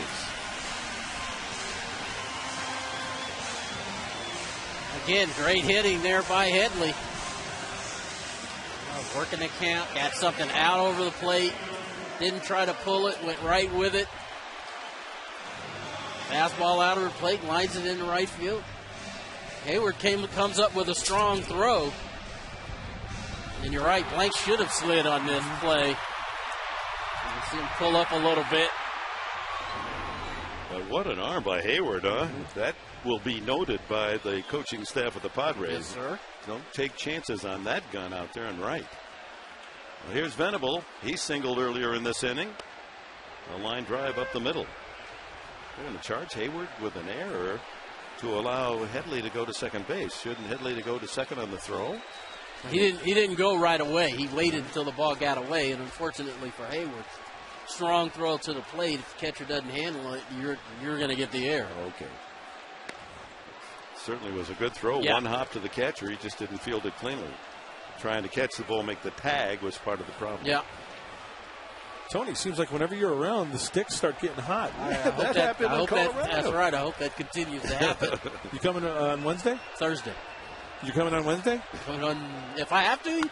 That ball is hit deep to right center field. No one's going to get to that one. In fact, touch 'em all.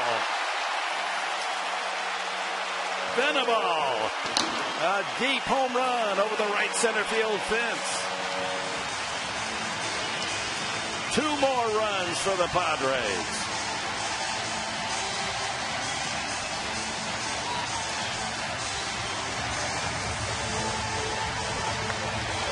Is this fun?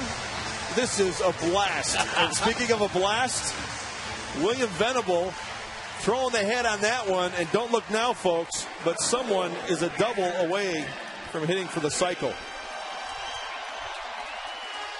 Never been done.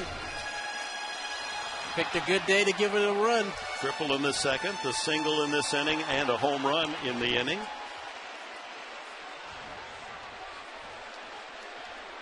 Bobby Cox down in that Atlanta dugout. Looks like he was hit with a stun gun. First pitch in to Nick Hundley is a ball. He's seen it all. That's why they play 162. That's exactly right. Right.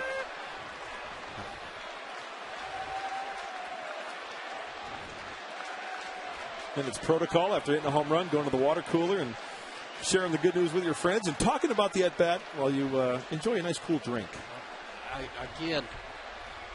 I'll talk about getting in the cage today. And Will Venable had come down to the cage early and was talking about how horrible his BP session was early today. And then later on, he felt like he was more in rhythm, and we're seeing that so far today. I mean, a double away from the cycle. How awesome would that be for opening day fans to take that home? Memorable, seeing the cycle for the first time. Outside to Handley, and the count runs to 3-1. Still only one out.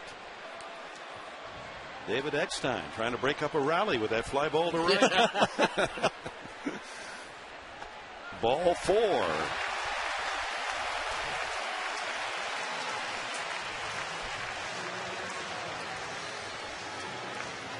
Thirteenth man to bat in the inning. What was that signal coming from Bobby Cox, do you think? They're going that way, I'm going this way. Telling his first baseman, I believe, to play behind the runner. We'll see where Bobby Cox with the shade. Yeah, playing behind the runner. Okay. At first base. As Tony Gwynn steps in, he walked and scored in the inning. And that fouled off the catcher, McCann. What an inning. You'll have to chase us to the record book and check on the highest scoring inning ever.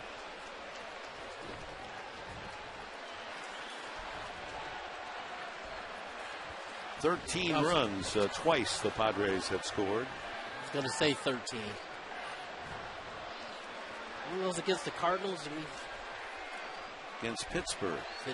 In '94. You had to be a part of that one. Swing and a miss. And also against the Cardinals in '93 in the first inning. Yeah, 13 I remember runs. that. 13 runs in the first inning against the Cardinals. How many times did you I hit twice. Bet? That was the only time I hit in the first inning. They took twice. me out. Yeah. Went 1 for 2. 2 strikes now the count as Reyes goes to work and bends one out of the strike zone.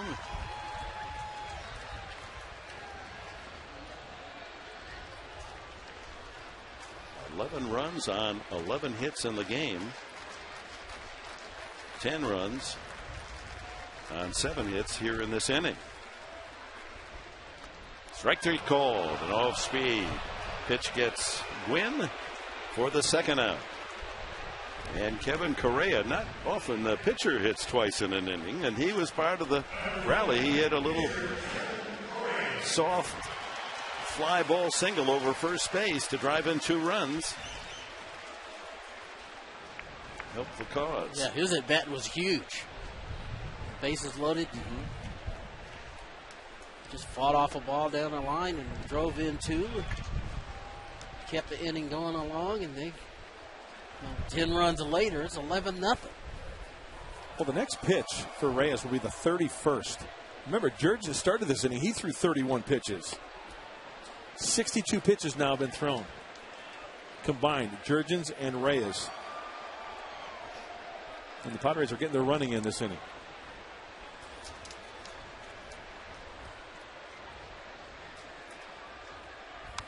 Foul back. Good cut by Correia. Not only have a huge inning, a 10-run inning, but you get your pitcher to drive in a couple and then have him. If anyone's going to make the last out in the inning, he's the guy, and you start at the top of the order again the next frame. Not that I'm sacrificing Correia. Yeah, I did the last at bat before he got the base hit. It's like you almost want to see him just strike out and get back to the bench and let the real hitters go up there and hit. He drives in too. And swung on to miss for strike 3. And finally it comes to an end, but what an ending. And these Padres fans on their feet saluting 10 big runs in the 4th.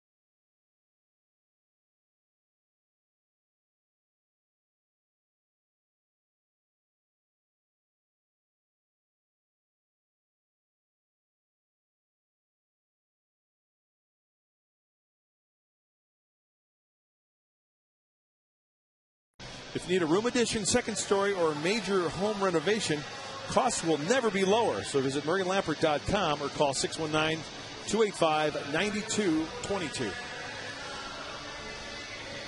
Will Venable is going to get a couple more at-bats in this game and is just one swing away from the first ever Padre to hit for the cycle. I just find that hard to believe as we're in the 42nd season. What were you doing in your games when you had multi hit? Come on, Tony Gwynn. What happened? How close did you go? I heard you guys talking about this the other night, and I hope Buddy Black knows that he's a double away from the cycle. Because your first instinct is you want to get guys an opportunity to get some at bats. Young Jason Hayward walked his first time up, and they count 1-1 to him. The 11 runs is closing in on the most ever scored by San Diego on opening day at home. Another strike, the most, just one run away. In 97, some of the fans here cheering today had to be here in 97 at Qualcomm when they scored 12 on opening day in a win against the Mets. 2-2. They did score 16 on the road once at San Francisco. That was in '83. We're in the 42nd season, and we may be seeing the highest scoring game ever at home on opening day. Well, Qualcomm and Petco. Full count to young Jason. Boy, there's a lot of him in that batter's box. That ball hit high in the air, right center field. In on the run comes Venable and makes the catch. Boy, that ball is dying out there, isn't it? The ball went up in the air, and both outfielders, Gwynn and Venable, kind of froze on it. And both of them on the dead sprint. Venable able to make the run and catch. He has surprising speed, doesn't he? Yeah. Venable? Both of those guys, Gwynn and Venable, were working on their speed on the base stealing end and on the defensive end. this fall. Here's a line drive to left field. Blanks makes the catch. So McLeod hits it hard, but right at the Padre left fielder. Well, you got to love that. Two quick outs after scoring 10 runs in your half of the fourth inning. Kevin Correia at 68 pitches. And apparently Bobby Cox figuring I'm not going to use up my bullpen, allows Reyes to hit.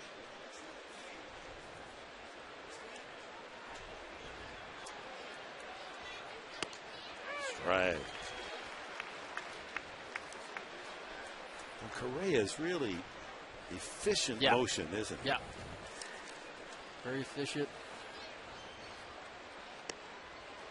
And then explodes to the plate. Again, Mudd was talking about this earlier. I think this is why his breaking ball is going to be so good too. Is that when he comes at you with a lot of arm action, and when he can throw that breaking ball, he's going to be a better pitcher.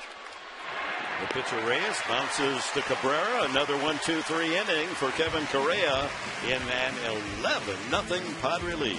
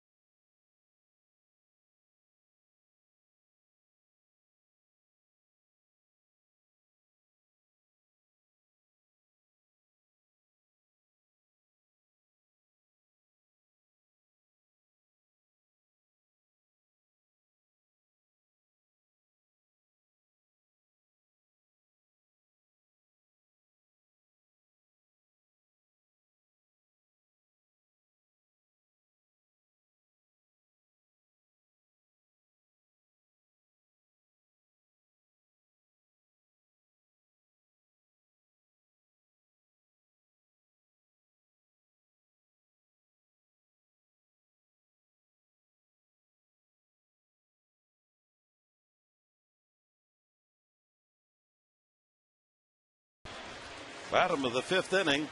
11-0 Padres. If you're just joining us, that's correct. 11 with 10 of them scoring in the last inning. And it's the top of the order. Cabrera, Eckstein, and Gonzalez to bat.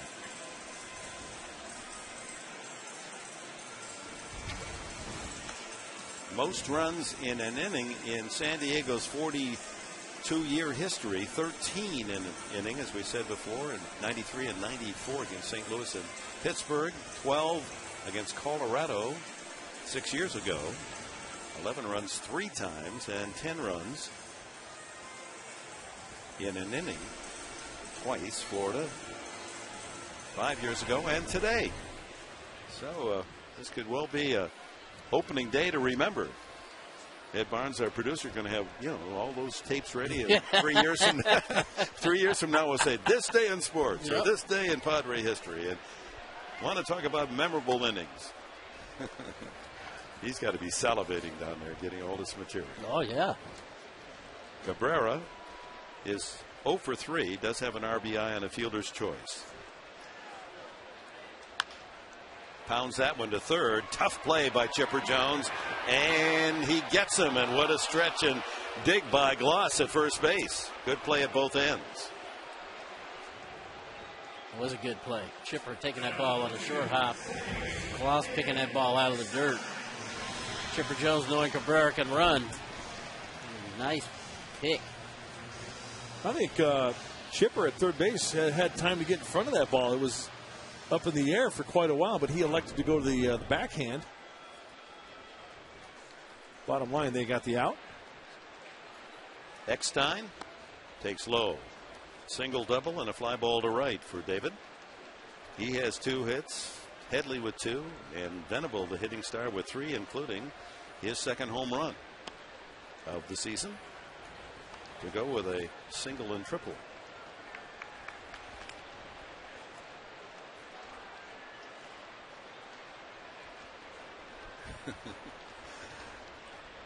The thing about Eckstein is his preparation for the you almost want to yell, "Hey, batter, batter, batter, batter."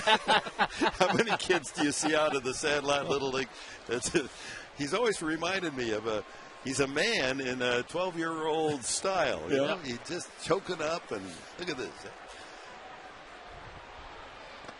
Plays the game so brilliantly, and a 4-pitch walk for Eckstein. He's on board again.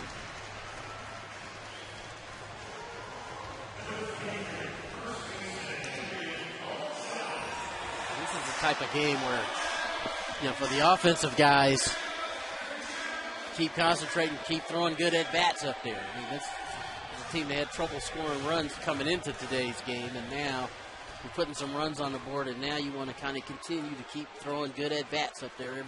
Everybody going up there, working the count, getting a good pitch to hit, putting a good swing on. Gonzalez 1 for 3. RBI doubled his last time up in the 10-round go-around in the 4th. Ball that was nailed to left center field, and for a moment looked like that might fly out. Ground rule double.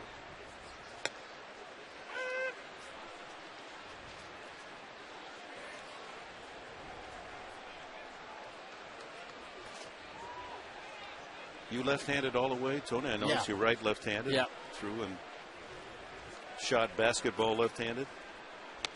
Swing and a miss. Well, Adrian's one of those rare types that actually is all right-handed, so he should be a right-handed fielding first baseman, left-handed hitter.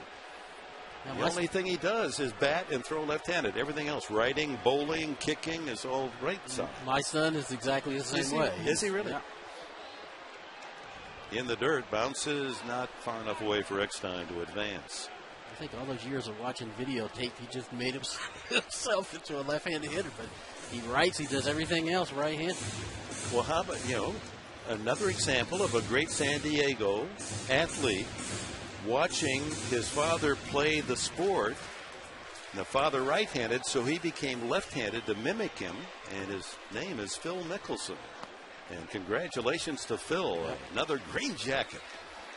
I know he has so many fans here in the San Diego area, and all excited about his victory yesterday at Augusta National. 3-2 to Gonzalez. That's fouled away. Done a good job of fouling a lot of pitches off. And that was a good breaking ball there by Reyes. Gonzalez stayed on it nicely and really did about the best you could do. This breaking ball is going down and away, and he stays on it, fouls that baby off, and hopefully he can get something a little bit better.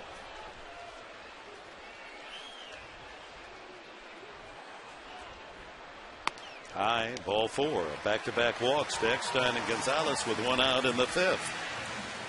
If JoJo Reyes can locate that fastball, he's got that good breaking ball, get up on top and gets great rotation. That fastball is 93. That was a firm fastball from the left side. Kyle Blank steps in. Doubled in a run in the last inning. His second RBI.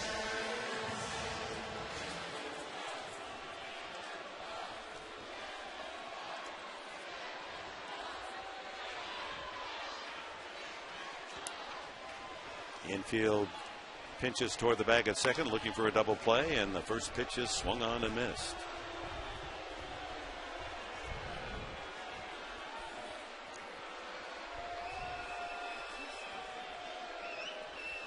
Everyone in the lineup with at least a hit or an RBI from 1 through 9.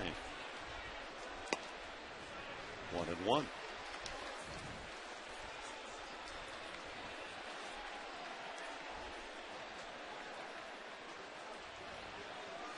And every one in the lineup except Eckstein has scored a run.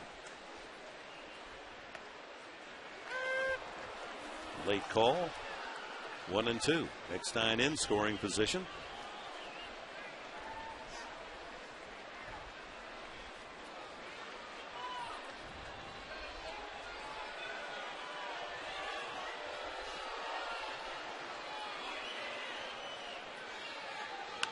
Pulled. Wow. Nice job of fielding by the Padre glove down there in the left field corner. That's where Chipper Jones has to be aware of the soft breaky ball down and into the big kid Kyle Blanks, pulling it down that left field line. That ball is hit high and deep to left field. Cabrera is back. Touch 'em all. Number 2 for Kyle Blanks.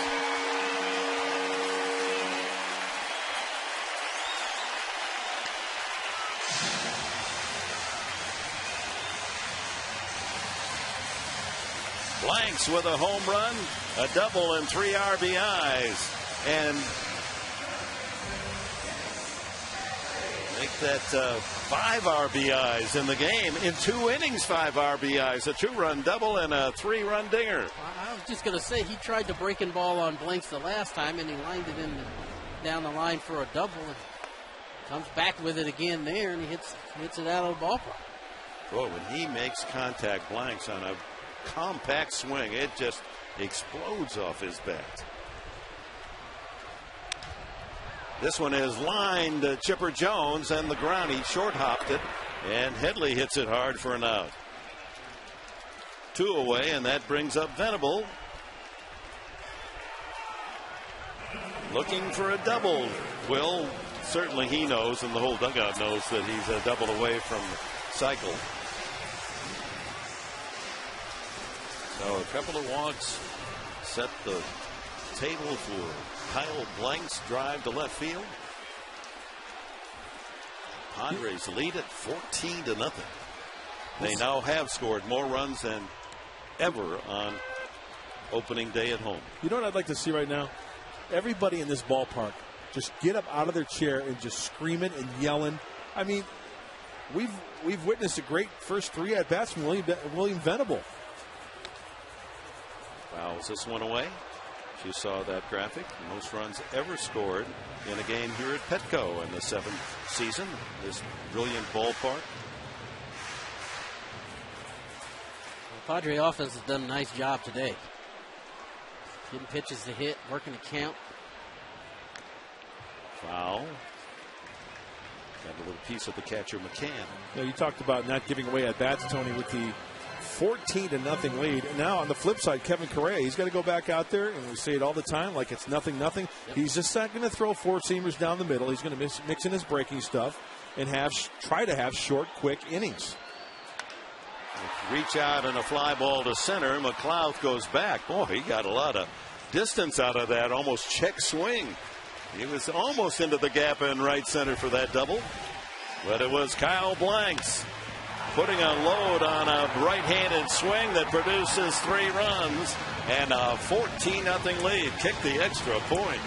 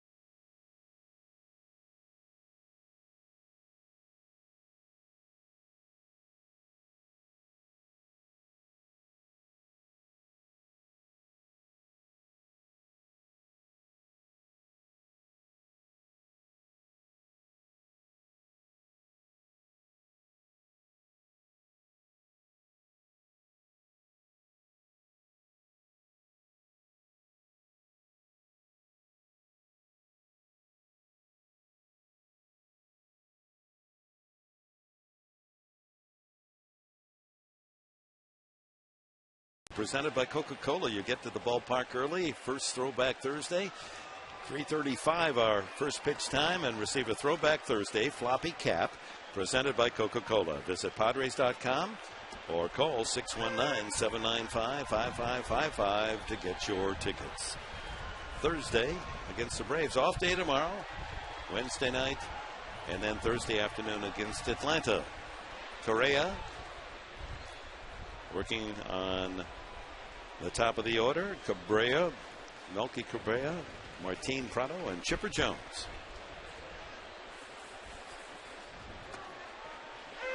One and two. Well, the Padres have exploded for 14 runs and a dozen hits. Correia has checked the Braves on just a single by Escobar. Throwing that slider in the dirt. Looks like Correia's throwing that backdoor cutter a little bit more often this year, too. Been able to throw that pitch for a strike to Cabrera a couple of times today. You know, this is where I think ratio is kind of overrated. You see Kevin Correia, 75 pitches, 34 balls, 41 strikes. Ground ball pulled to Gonzalez. Easy routine ground out. And one gone, top of the sixth. The bottom line is he's getting outs. Getting outs. Who cares?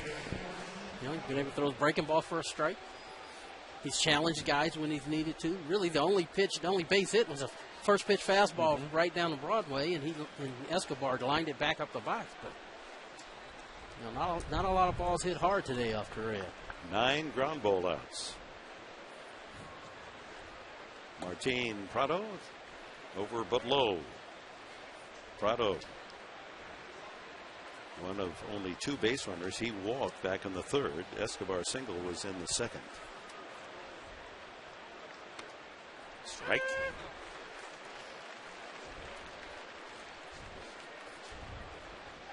I'm going to wander away and ask you a question, Tony Gwynn. And it's one that I think applies not only to athletes or baseball players, but anyone in business or kids that are professing to be good at something. You know, there's a stage where you dream about being good. And you think, well, I hope I can be good someday. And then one day comes along and you say, you know what? I'm good. Yeah. And from that day on, you can almost be great, and that would apply to you. Once you know you're good. Fly ball to right center, and Venable cuts over, and it falls in front of him. Almost looked as if he had trouble picking up the ball. That late sunshine splashing into right field. Yeah, he was late. I mean, that ball, he was the first move he made, he was on it, and you see right there, he lost it, and he knew he couldn't make the play, and that ball falls in for a base hit. When did you know? When was that moment you said, you know what, Tony Gwynn, you're good. Enjoy it. I said that moment, it was probably like 1989. I came up in 1982. And I'm serious. 7 years. That's 7 years it took me to get to that point where I knew what I was doing and that I could be successful. Even after winning batting titles? Yes. I say that all the time. And, you know, people think that, you know, you're born with this ability to, you know, be good. And, you know, when you're trying to establish yourself, you just work. You just keep working at trying to get better. And it wasn't for a long time before you said to yourself, okay, I belong. I'm that good. But it's interesting that applies in so many ways. You know, it doesn't have to be a sport. So, but that's why you were good, though. You didn't accept the fact that others were calling you good or maybe great. It's up to you to decide that and keep improving. Chipper Jones, 1 strike and 1-1. Has to make you feel good when you look out at that backdrop in center field and see those numbers, and 19 being one of them. Yeah, it does. It's, I mean, there's so many things in this ballpark. The numbers on the board, the statue out in right field, the sign out, you know, Tony Gwynn Way. I mean, you know, I love my time here. I love still being a part of this organization. And we love the fact you're still part of our city. And I love being here. I ran into, during the March Madness, I ran into a real fan of yours, but he didn't even know you played baseball. He said he was a heck of a basketball. He could really get to the hole. Really? That was so long ago. 2-2 to Chipper. It's really one of the things I miss about the game is being in spring training when March Madness is going on. and all the talk of college basketball. It's a whole lot of fun. Strike three. Jones takes it at the knees. Didn't agree. Slowly walks away as Correia has his third strikeout. You know, the late movement from Kevin Correia fools Chipper Jones. That was a great pitch. Looked like the inside-out fastball. Absolutely. Threw that ball in and ran it back over the plate. That's a strike. Oh, yeah, Good that's pitch. a nice pitch. Good late movement from Correia. Brings up Brian McCann. He is grounded out twice. Tony, I wanted to elaborate on that conversation because I remember asking you once if you really wanted to do something that you had a choice to do. You love basketball. Oh, yeah. You would love to be a basketball Well, if coach. I was 6'3", I would have loved to have played. But I think every college kid comes to that point where they got to decide one way or the other. And baseball was just a better fit for me. I felt like I could play it longer, but I'm still a big basketball fan. Still watch college basketball, NBA basketball. I know my son's the same way. Big Laker fan. And any chance you get a chance to see a game, like when you guys were in Denver, he went to the Laker game. Right. He wasn't asking about anything baseball-wise. He just let me know the Lakers are in town. I'm going to go watch the Lakers play. Chop foul. It's always exciting for me when you meet great athletes in a sport, and almost to the man and woman, they're such big fans of all the other sports. Whether they played it or not, they just admire the best talent in all sports because they know what it takes for them to be good or great. 1-2. Fouled away. I think back to Sports Challenge when I had the privilege to do those shows, and we'd have 15 absolute legends in the lot at the same time, all in the green room. And there was a moment once when Joe DiMaggio and the Yankees were on a team, and Raymond Berry and the Colts were on another team. And in the green room, Joe D said, "I got to go now." And Raymond Berry ran after DiMaggio. "I want your autograph before you leave." Inside, 2-2. It happens a lot at the All-Star game, at the All-Star baseball game, where other sports mix. And you're right. I mean, guys go. I've seen that with Joe DiMaggio. People running, trying to get his autograph. Your first All-Star game, Tony, who were you in awe of when you got dressed in that clubhouse? Everybody. Dale Murphy, Mike Schmidt, guy Pete Rose, guys that you grew up watching. And, Dick asked a question earlier, did you feel like you belonged with those guys? Heck no. There's no way I should have been in that locker room. 3-2 pitch is lined into right center for a base hit. And, of course, on 3-2. And running all the way as Prado makes it to third. First and third on a couple of singles here in the sixth for Atlanta.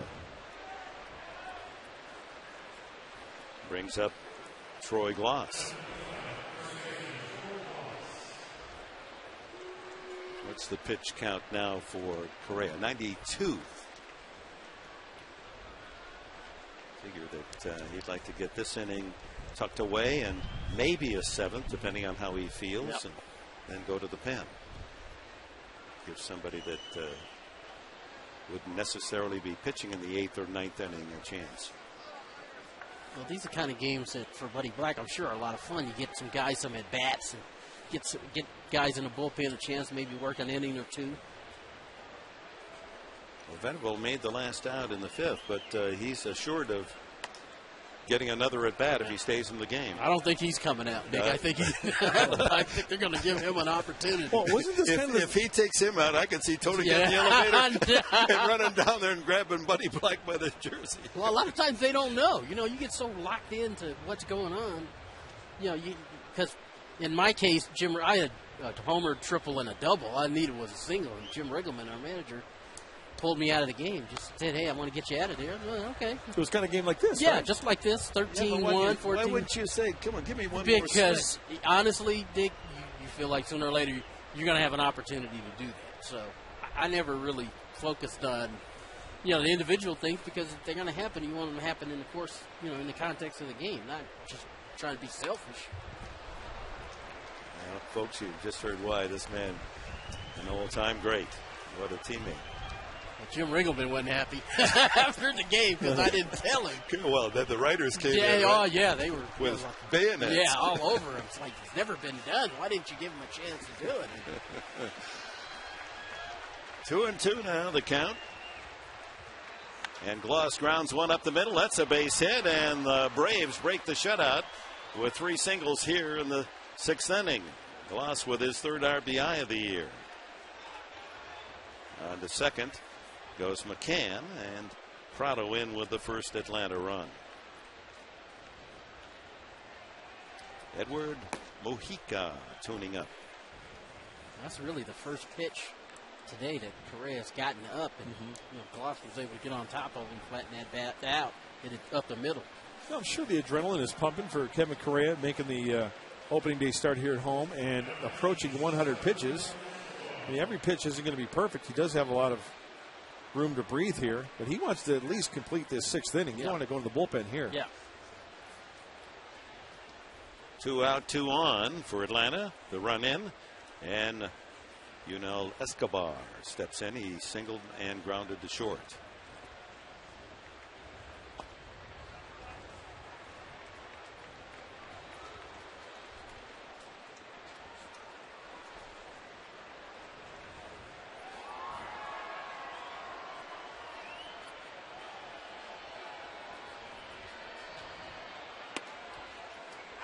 Caught the knees, 1-1. Once again, Kevin Correia pitching like it's 1-1, 2-1. Slider on the outside corner. And here comes his 100th delivery of this opening day afternoon in San Diego. 2-1. I think we just saw a split finger fastball. That's what it looked like. Talking to Darren Ballsy before the season, going over the repertoire of the pitchers. The split finger fastball is a pitch that Correia will throw. He's peek inside his glove. 30th pitch this inning for Correia, and he falls behind. 3-1. Held the Braves to 1 single through 5, but 3 base hits here in the 6th to produce a run, and now a 3-1 pitch coming up to Escobar.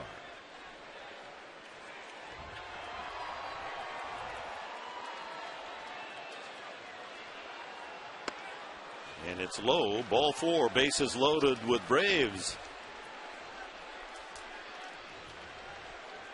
Only the 3rd walk allowed by Correia. Well, as Buddy Black sits in the dugout, Darren Ballsy, I'm sure they're talking. They want him to finish this inning, and looks like Darren Ballsy just went to the phone to see if Edward Mojica is ready to go. I'm sure he is. Right fielder Jason Hayward, a walk and a shallow fly ball to right field. After pitching a great game up to this point and getting the support, the last thing you want is to give up an extra base hit, more runs come across, then you go to the bullpen. Yep. The great feeling would be obviously pop this guy up, get a grounder, and have a good solid 6 innings in the books. Yeah. Plays well on that ERA. Yeah. That's true, too. I mean, you have a great outing, and then let's say Hayward gets a hold of one, all of a sudden you've given up 4 runs in 6 innings. Yeah. And, well, ultimately the win is what's important. You want that number to look good on your column. And misses again low. So he's struggling here, 2-0. But he's getting a little impatient. Yeah, I think he's recognizing that he's struggling. Hayward has shown a lot of patience today. What would you guys say around the 96th or 97th pitch? It just kind of started to waver a little bit. Not as sharp on the slider, and the location off a bit. There's a strike.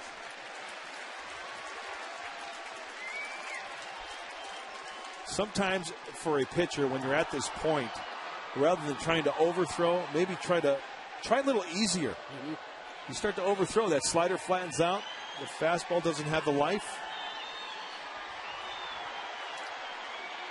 Hayward swings and pulls it foul. Just missed the bag at first base. So the runners will return. McCann to third. And Troy Gloss to second. Escobar to first. 2-2 the count.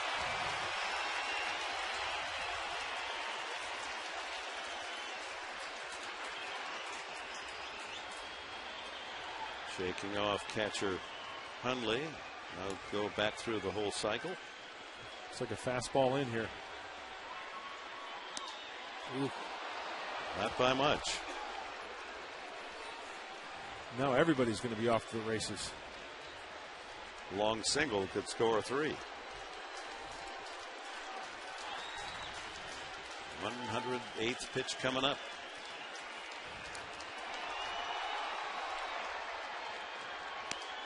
And he walks in a run. 14-2 as McCann comes in.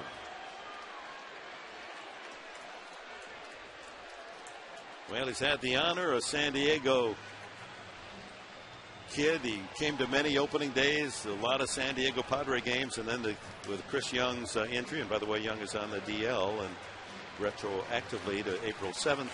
Correia getting the call today, and a solid outing. 5 innings, allowed only 1 hit. Trouble here in the 6th, but job well done as this pitching change brought to you by Harley-Davidson, where we are always country first.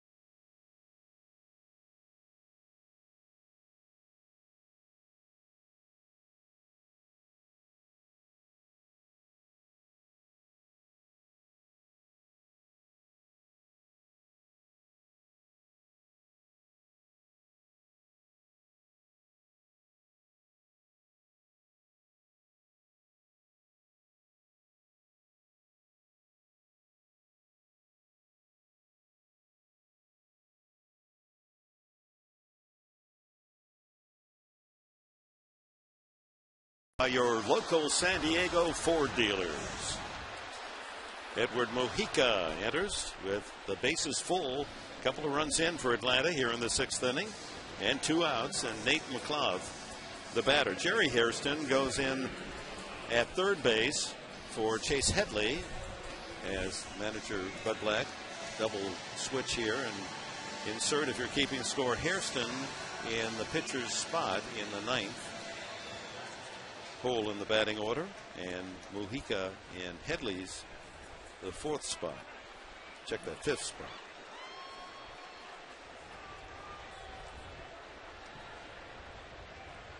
McLeod struck out and lined to left. Swings and fouls it back.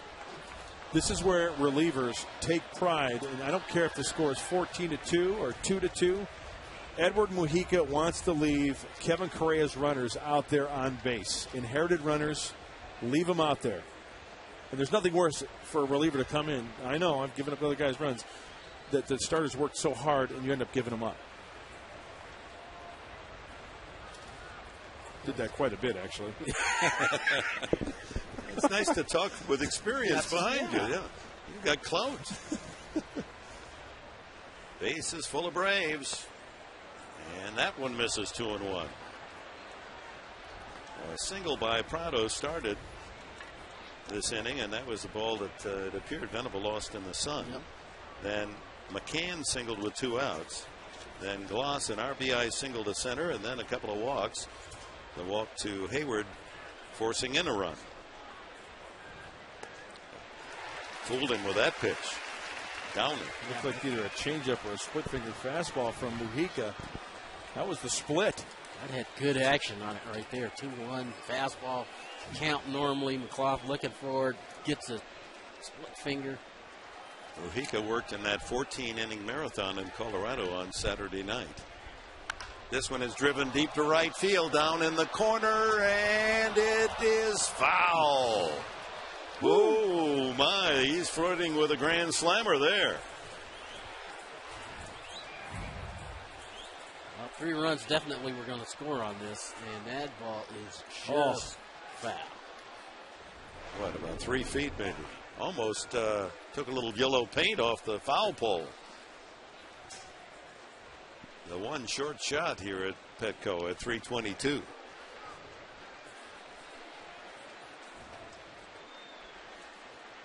Runners return. Bases full. 2-2 the pitch. Swung on and missed, strike 3. So the inning ends with 2 runs on 3 base hits, a couple of walks, and 3 men left on base. It's 14-2 San Diego.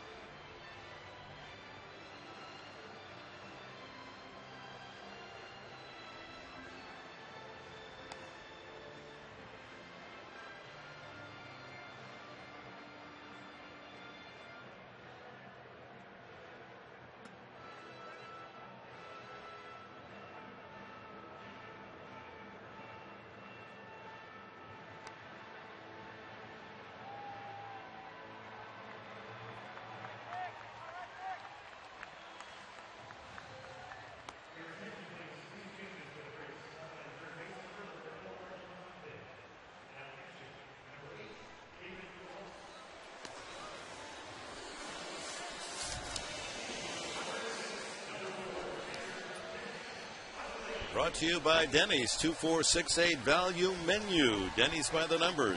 Try 16 different value meals all day, every day. Did you know of the 25 players currently on the Padres roster, only 3 born before Bobby Cox made his Major League managerial debut with the Braves on April 7th, 1978. Only 3. Bobby in his 25th year as the skipper of the Braves, and has announced his retirement at the end of the year. He simply said, it's time for me to do something else. Nick Hundley at the plate, and here are the ceremonies. The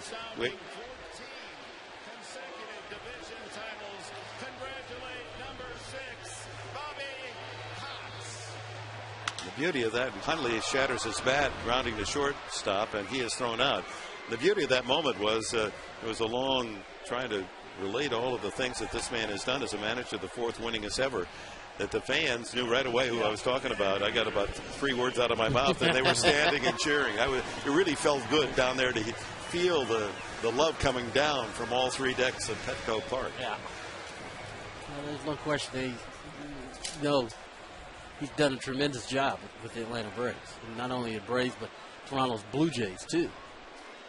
That's where his debut as a manager began, right? Now 25 years here with Atlanta.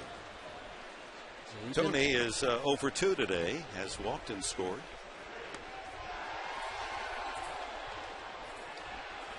I think Bobby Cox has been winning for a long time. It hadn't changed. Infante has come into the game for Chipper Jones at third base. Omar Infante. That ball hit high in the air to left field. Catch by Cabrera, 2 gone. And David Ross now behind the plate. We assume straight away in terms of the lineup that Infante will bat in the third spot. Well, David Ross is going to be one of those catchers that ends up playing in the big leagues 15, 16 years, a former Padre. And nothing wrong with being a backup. Jamie Quirk, Mark Parent. Oh, yeah. Lots of guys. It's a nice living. Mo Berg. Yeah. That is one of the great stories, and this announcer included. I tried to write a script for a movie on Mo Berg's life, and I'm not the only one. There's been several that tried. There's been a couple of books on one of the most incredible characters, backup catcher in baseball history. Jerry Hairston batting in the 9th spot, his first time up today. All Mo Berg could do is speak about 10 different languages. Wasn't there a book after the catcher is a spy? That's what he was. Yeah. He was a spy. He had a tuxedo when he played for the Washington Senators. He had a tuxedo in his locker. When he was invited to all these state parties, and it was because he was such an erudite. There's a line drive base hit for Jerry Hairston. He joins the hit parade. And he was going, yes, to state dinners, but also being briefed on various activities internationally. And when they would barnstorm in Japan, and this is in the 32, 33s in there, and the big stars would go, Ruth and Gehrig and all the rest, and they needed a backup catcher, somebody to work in the bullpen, maybe a bat now and then.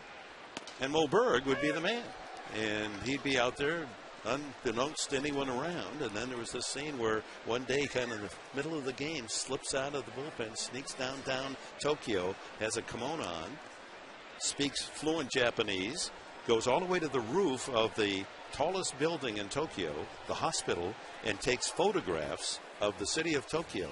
And it were those photographs that Jimmy Doolittle and the Bombers used when they bombed, answered Pearl Harbor. Really? That was Mo Berg. It didn't end there either. Cabrera, 0 for 3. So he may be by far the most famous backup catcher in baseball history. Because when the war then ended over in Europe, they sent him over there, and he was one of the first to get to the Russian scientists. German scientist, as Cabrera singles to left field, and he has his first base hit. It was a race by the Russians and the Americans to get to the German scientists, nuclear scientists. And it was because of Mo Berg's influence and ability again, Americans got there first. And how did that change how the world spins? So Mo Berg, I mean, if you folks want a good read about a baseball player, there's one book, I think it's just Berg, or maybe it's Mo is the title. 2 on. And David Eckstein up. He has a single and a double and a walk. 2 for 3 today. 2 outs. 2 on.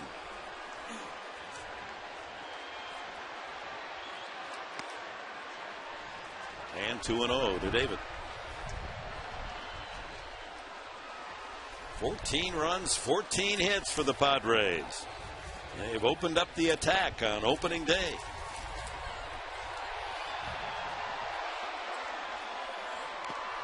Fouled off the catcher, Ross.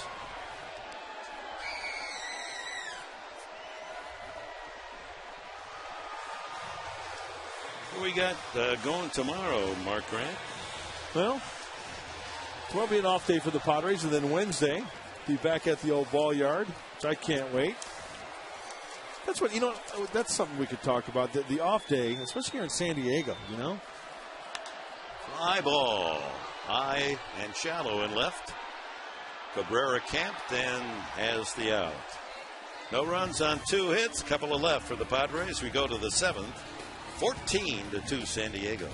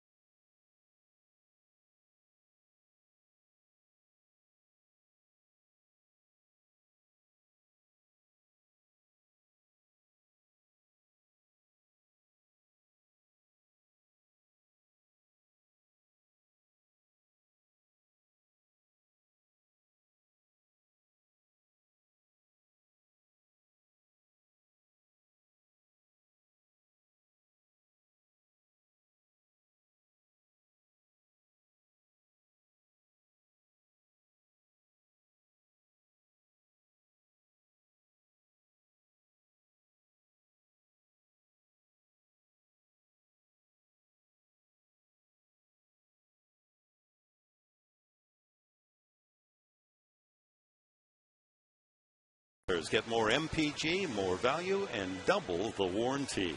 Online at San Diego HyundaiDealers.com.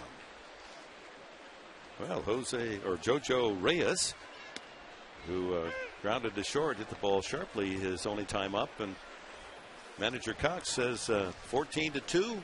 I'd like to use a pinch hitter, but I don't want to use my pen, so go up there and hack. This is like JoJo Reyes getting a start, getting a couple of at-bats and getting some innings. And he's had to work himself through some difficulty, but it looks like he's in rhythm now and is able to throw his pitches for strikes. I always have been a firm believer in an outing like this, a game like this, then you go to the bullpen, as the Braves did. Reyes gets a few innings, and this could make the guy's season. Yeah. Find a groove, open some eyes. Well, you know Bobby Cox is thinking exactly that. Give him a chance to work some innings. You know, the game's out of hand. Still, you can get your work in. Doesn't want to use anybody else in that bullpen for the rest of this series. So, young man, you just got to suck it up for a couple of innings here and get some outs. Get to swing the bat. See Nick Hundley get ticked off there? I like that. 14-2 lead. Mujica threw a pitch. It was well out of the strike zone. And watch Nick pound the baseball into his chest protector and say, hey, come on, let's go. And he walks Reyes to lead off the 7th.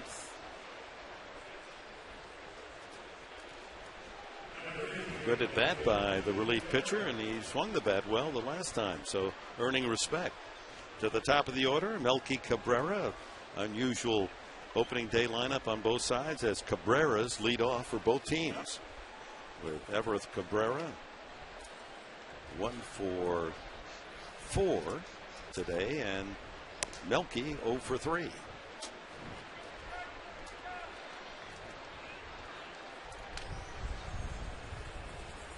The last thing in your Mujica that you want to do is walk guys.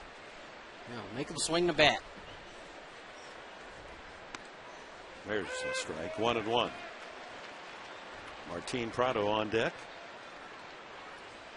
Infante, who took over the last inning defensively, batting in the 3rd spot where Chipper Jones started. Ground ball to second, could be 2. Eckstein. Cabrera. Not in time. Cabrera. Melky running up the line to beat the throw of Cabrera. Everett. Looked like that ball just wasn't hit hard enough. The main thing there, get the lead out, and that's exactly what Eckstein and Cabrera did. Martin Prado steps in. Fans have had a good time, young and old. All right, she's decorated properly. San Diego opener.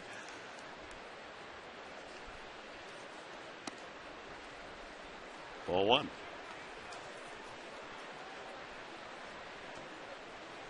Kevin Correia, solid start. 5 2/3 innings, a couple of runs, 4 hits, 4 walks, and 3 strikeouts. And a 1-hitter shutout through 5. Well, if you're a Padre fan, I think it's gone pretty well for you today. Offense, some power, some guys running around the bases. Pretty good pitching thus far. Sellout crowd. Great pregame show, too, huh? On the field. Yep. Did a nice job with the flyover and the national anthem and God Bless America and all that good stuff. And I like this new tradition they're starting here at Petco. This one is fly to right field. Venable turning his back to the sun and makes the catch. 2 away. That any military men or women in attendance or veterans in attendance before the game, the public address announcer will ask them to stand before the national anthem is played so that the fans can salute their commitment to our country. That's awesome. Good stuff. Infante batting for the first time. He was in the starting lineup, and then Bobby Cox decided to, after batting practice, and Chipper Jones swinging the bat freely, and perhaps that injury that kept him out of the lineup in San Francisco wouldn't hinder him. So let Chipper start on opening day. Another strike. Ever since Nick Hundley kind of jumped Edward Mujica a little bit. He's been more aggressive towards the zone. He's going right after these guys. I like that, didn't you? Yeah, as a catcher, as a manager, that's what you want, your catcher to take charge. Foul back. Late swing from Infante. Like we were saying, it's 14-2. You don't need to be walking anybody right now. Let's go. Come on. Let's go after these guys. Make them put the bat on the ball. 2 out and Cabrera at first base here in the 7th inning for Atlanta. Way off the plate. And if you're just joining us, yes, that's true. 14-2, a 10-run 4th inning for the Padres. Couple of home runs today. Venable and Blanks. Venable a 2-run shot. Banks was a solo. No, wait, a 3-run homer for Blanks. Swung on and missed. Strike 3. So Mujica closes out the 7th inning. Leaves a man stranded. We go to the stretch of the 7th. 14-2 San Diego.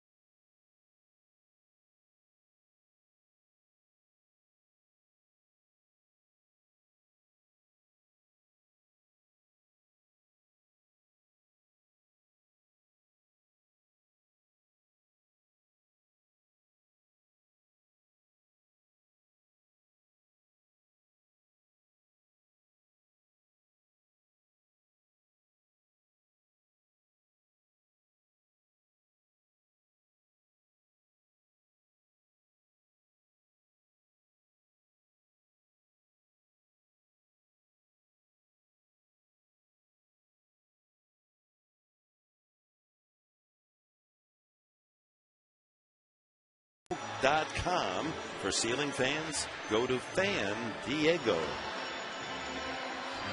Sit back and join this sellout crowd at Petco. Take me out to the ball game.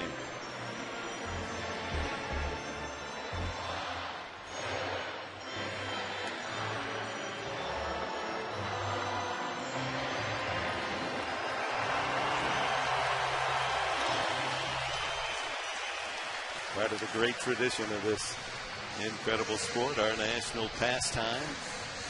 And Tony, in my little talk before the introductions today, one of the many attractions to me is that it is such a family game. Yeah. My grandfather took me to my first game, and you see, I was in Wrigley Field sitting next to a woman with a young daughter, and she said, my dad took my brother to the Cubs game or the White Sox game, so my mother took me to the White Sox game, so I take my daughter to the show. And she was explaining hit and runs, and she wanted to squeeze and everything else. She knew her game.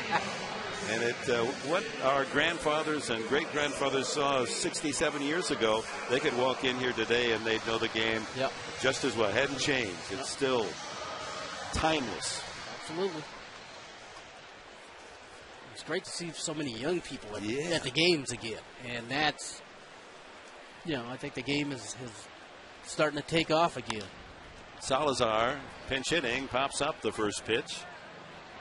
Boy, that was way up there and finally squeezed by Prado at second base. Adrian Gonzalez getting the rest of the day off as Oscar Salazar pinch hits.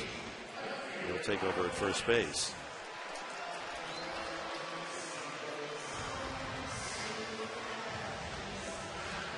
Working our way down toward Will Venable as Kyle Blanks, he's had a huge day, one of his best as a major leaguer. 5 RBIs on a 3-run homer and a 2-run double.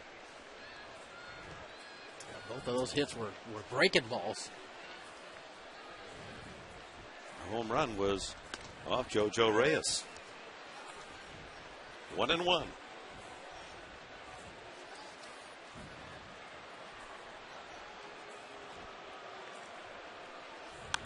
Line to center, base hit. Will Venable wouldn't mind you donated that +1. Yeah. Sharp single, 3 great at bats by Kyle Blanks. Came into the game with 3 hits in his first 19 at bats. He has 3 hits in his last 3 swings. And he is a triple shy of the cycle. Double home run and a single now up the middle. Good at bat for Kyle Blanks. Boy, you know, in Arizona, Colorado, we talked about the strikeouts. It's nice to see the big boy get a knock. He had 2 strikes on him in another at bat in Colorado. Got a base hit to left. That was good to see. Scott Hairston's going to bat for Mojica here in Headley's spot, the 5th in the batting order. His brother Jerry with a base hit in the last inning. Good grip. Bud Black, unlike Bobby Cox, with the lead, it's a different situation, of course, and Black able to get some of his bench players some swings here late in the game with a 14-2 lead. Everybody going to be happy tonight.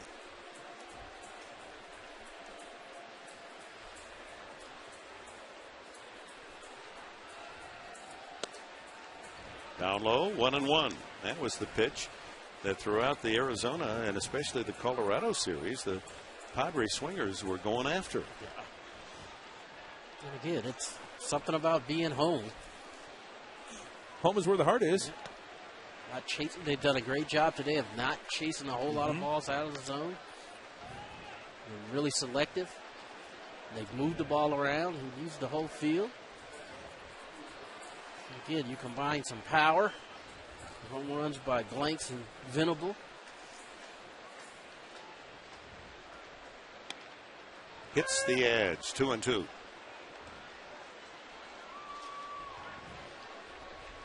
Venable on deck. Infield looking for 2 to close out the 7th inning. 15 hits for the Padres, 14 runs. Fouled off the mask of catcher Ross. Well, he is getting beat up. The foul tip into that Mizuno chest protector, and now right off the grill, and he's laughing it off. Take a punch. Pretty fancy helmet. So it looks like a hockey goalie. You know, actually, I've talked to catchers throughout the league about those masks. They are heavier than your traditional mask, but the weight distribution is more even on your head. Ground ball softly to the right side. The play, no play. The pitcher doesn't cover. Bloss, looking for some help, is about to underhand the ball to Reyes, but he was late getting over. And here comes Venable, and here comes his day at Petco. In the 4th inning, first time up, line drive, 2-run double into the right field corner. In the same inning, base hit to center, and then the home run clearing the right center field fence. So he's a double shy of becoming the first Padre in 42 years to hit for the cycle. Breaking ball away. Well, the spot is right center for a 2-base hit. Look at this one, Tony. 321 times the player for the Padres, 1 hit shy of the cycle. Double 15 times. Wow. What did you needed a I single? needed a single. Well, that won't be a double. It might be a double play. Can we count that? No, it's a force out at second. Wrong double. So Venable safe on the fielder's choice.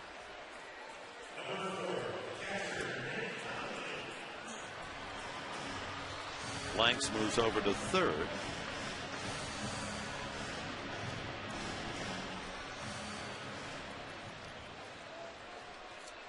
And Nick Hundley steps in. Nick with an infield hit, drove in a run, the first run for the Padres back in the second inning. Walked a couple of times today. He's 1 for 2. Tony, I know we talked about your story with Jim Riggleman. You needed the single, right? Mm-hmm. How many other occasions were you close to getting a cycle, and what did you need? Can you remember off the top of your head? I know there were a few times I needed a homer, which wasn't going to happen. Ground ball right side base hit. Another run comes home. Blanks on Hundley's single. It's 15-2. Nice hitting there by Nick Hundley going the other way. Yeah, there was many times where I needed a homer. I can only remember only one time where I needed a single. See Nick Hundley taking this ball out over the plate and just going the other way with it. His second RBI single of the game. You know, this is a great thing about baseball. You know, the Padres having a field day out there winning 15-2, but, you know, tomorrow they get to come out and try to score more runs, and the Braves get another chance. Rather than like football, you got to wait. You get your, what handed to you. You got to wait a whole week. You keep saying, and I do too, tomorrow, because you want to come back tomorrow. Yeah, that's right. We have an off day. That's right. And that's another thing. You know, here in San Diego, they schedule that off day. And I know we had some rain this morning, and, you never know what the weather's going to do, but this is the perfect reason why I hate off days. You come out with this type of offense. These guys, after this game, they're going to go home. They want to come back tomorrow and start hacking again. Yeah. Well, they can. They just won't play anybody. There's a long drive by Tony Gwynn to right field. Back to the warning track and in the corner. 2 more runs are going to score on a double by Gwynn. What a game for the Padre hitters. Everyone in the lineup with a base hit today in the starting lineup. And everybody but Eckstein with an RBI. That's the second run batted in for Tony. He walked with the bases loaded in that 10-run inning. That was a hanging breaking ball, and he stayed back on that nicely. And Mark Grant was putting his hand on my shoulder like, it's gone, it's gone, it's gone. I was trying not to say anything, but I'm glad he got on the board. Everybody in the lineup now with a hit. 17-2, and this pitching change will be brought to you by Harley-Davidson, where we are always country first. What a home opener. Most runs ever.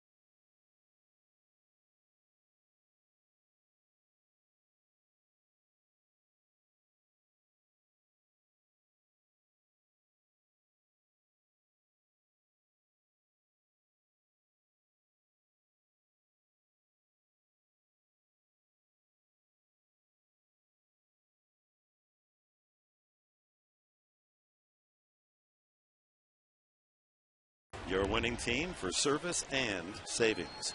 Check out our great car loan rates today.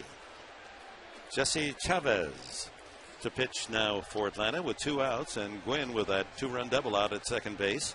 17-2 Padres. Swung on and missed by Jerry Hairston, who singled his only time up as he came into the game in the 5th inning. Well, this now is the biggest scoring game on opening day in San Diego Padres history, snapping the 16 runs scored by the Padres in 1983 in a 16-13 slugfest in San Francisco. 17 today.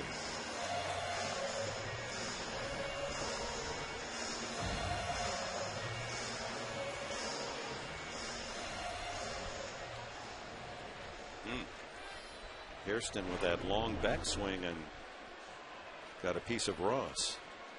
He has had a rough day.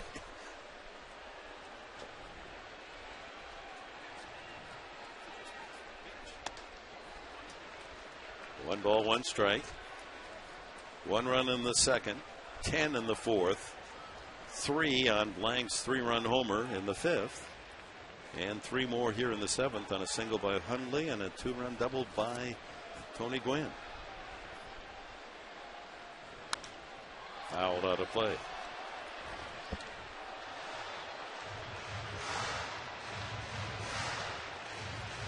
Nice to see so many fans out on the hill as well today, out in right center field, that picnic area. There's the park. Outside the park. They must be watching on television. Oh, I see. They got the big screen on the back. Yeah, the back side of the hitting background. And I don't want to see anybody sitting on that Mr. Tony Gwynn statue out there. Swung on and missed. Harrison strikes out. That's it for the seventh, but 3 more for the Padres on 3 hits and a man left. After 7, 17-2.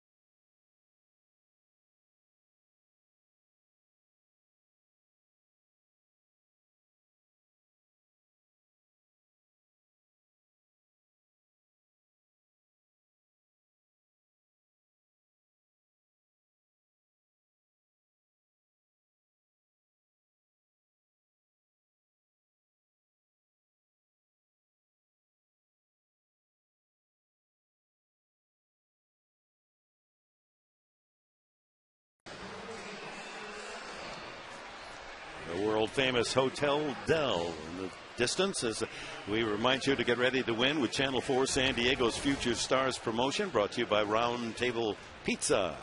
Give your young fan a chance to win that Round Table Pizza Party pack. Submit your photo. It shows your team pride. Go to 4sd.com for more details. Adam Russell comes in for the Padres to get some work here in the 8th inning, and his first pitch is fouled off by the catcher Ross. Last year with the Padres, 3-1, 3.65 ERA, 15 games worked for the big right-hander. That's almost redundant when you talk about San Diego Padre pitchers, big right-hander. That is no joke. Salazar takes over for Gonzalez after he pinch hit for Adrian. Hard slider misses. 1-2. He's 6'8". He's the tallest of the tall. But I believe in spring training, he took all those pitchers that ran out to work out. The average height was around 6'6". He thought that one of the semi-pro basketball teams had come to town. The majority of these guys coming out of the bullpen now, I'll rush it up there, 92, 93, 94. In that good velocity range. Overthrows that one high at 96. Adam acquired by the Padres with Clayton Richard and Aaron Pareda and Dexter Carter in the Jake Peavy deal with the White Sox mid-July last year. Clayton Richard, the loser in Colorado, but the next day the Rockies batters were all very complimentary of Richard in the way he pitches. Swung on and missed. Oh, there was some serious heat inside. Russell with his first strikeout. That's 96 with some movement, folks. That's not a four-seam fastball. Watch this ball towards the middle of the plate, ends up on the inside part of the plate. David Ross trying to get those hands through, but it's tough to catch up to. And here's a veteran fastball hitter, Troy Gloss, against Russell. See how this matchup goes. Starts him with a slider for a strike. Struck out, grounded out, and an RBI single today for Gloss. Ooh, 96 miles an hour, almost took the glove right off Hundley's hand.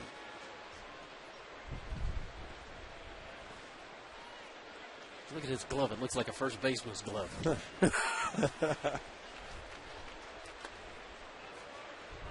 Just missed.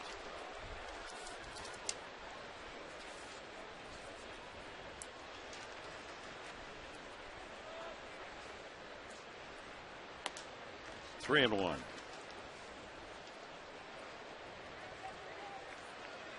Four-time American League All-Star. California Angels.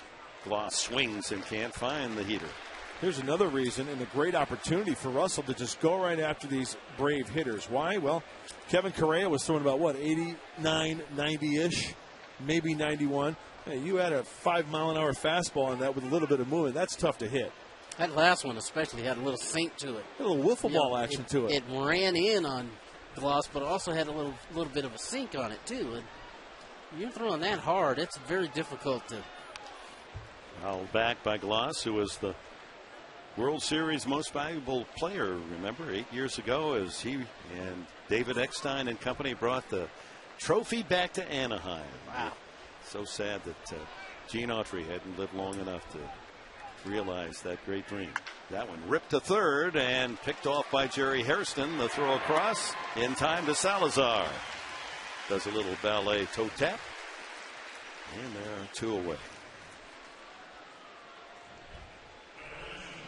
Yunel Escobar. Single in the walk. Ground out.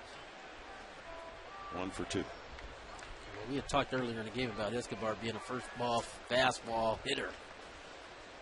He's going to get one. No, he didn't. The slider. Yeah.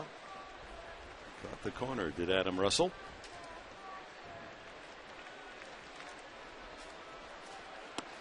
Waved that weakly and missed. I think they're getting a scouting report down there in the bullpen. You know, Darryl Ackerfeld's the bullpen coach. They've got the reports down there as well. 2 breaking balls to Escobar. Believe me, they know. There's Big Ack. They know that he likes the fastball. 96 misses up. That guy's going to be a big league pitching coach someday. He's a good one down there. Kind of an extension of Darren Balsley down in the bullpen. 2-2. Former Bobcat, Ohio University, Adam Russell. Ground ball. Cabrera. And it's another easy inning for the Padres pitching. That's the way it started with Kevin Correia. In order go the Braves in the 8th.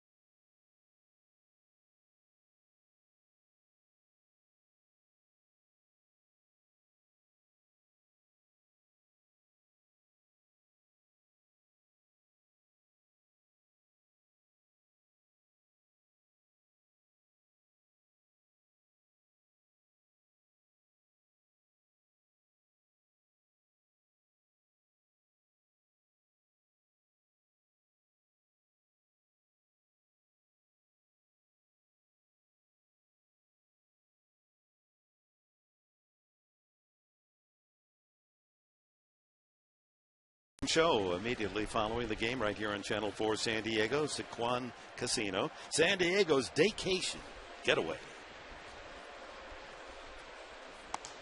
John Weisbarth and Bob Scanlon. A lot to analyze, a lot of sweet, juicy replays if you're a Padres fan. Yep. They like this kind of game. Everett Cabrera, single in his last at bat. He scored a run and driven in a run today, 1 for 5. So 6 at bats for the shortstop. And he now can look at a 3-0 pitch from Jesse Chavez.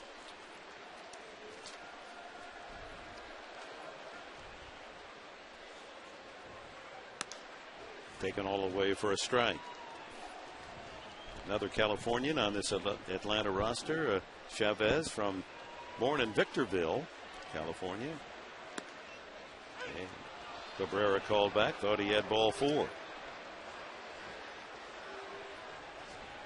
He's a 2001 graduate of Fontana High School, A.B. Miller High School in Fontana. And he strikes out Cabrera.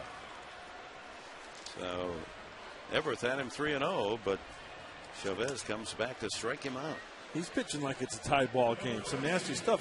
He's a hard thrower on the bullpen for Bobby Cox. Fastball, slider, and a change. We just saw the changeup to strike out Cabrera, but he can get that fastball to 97.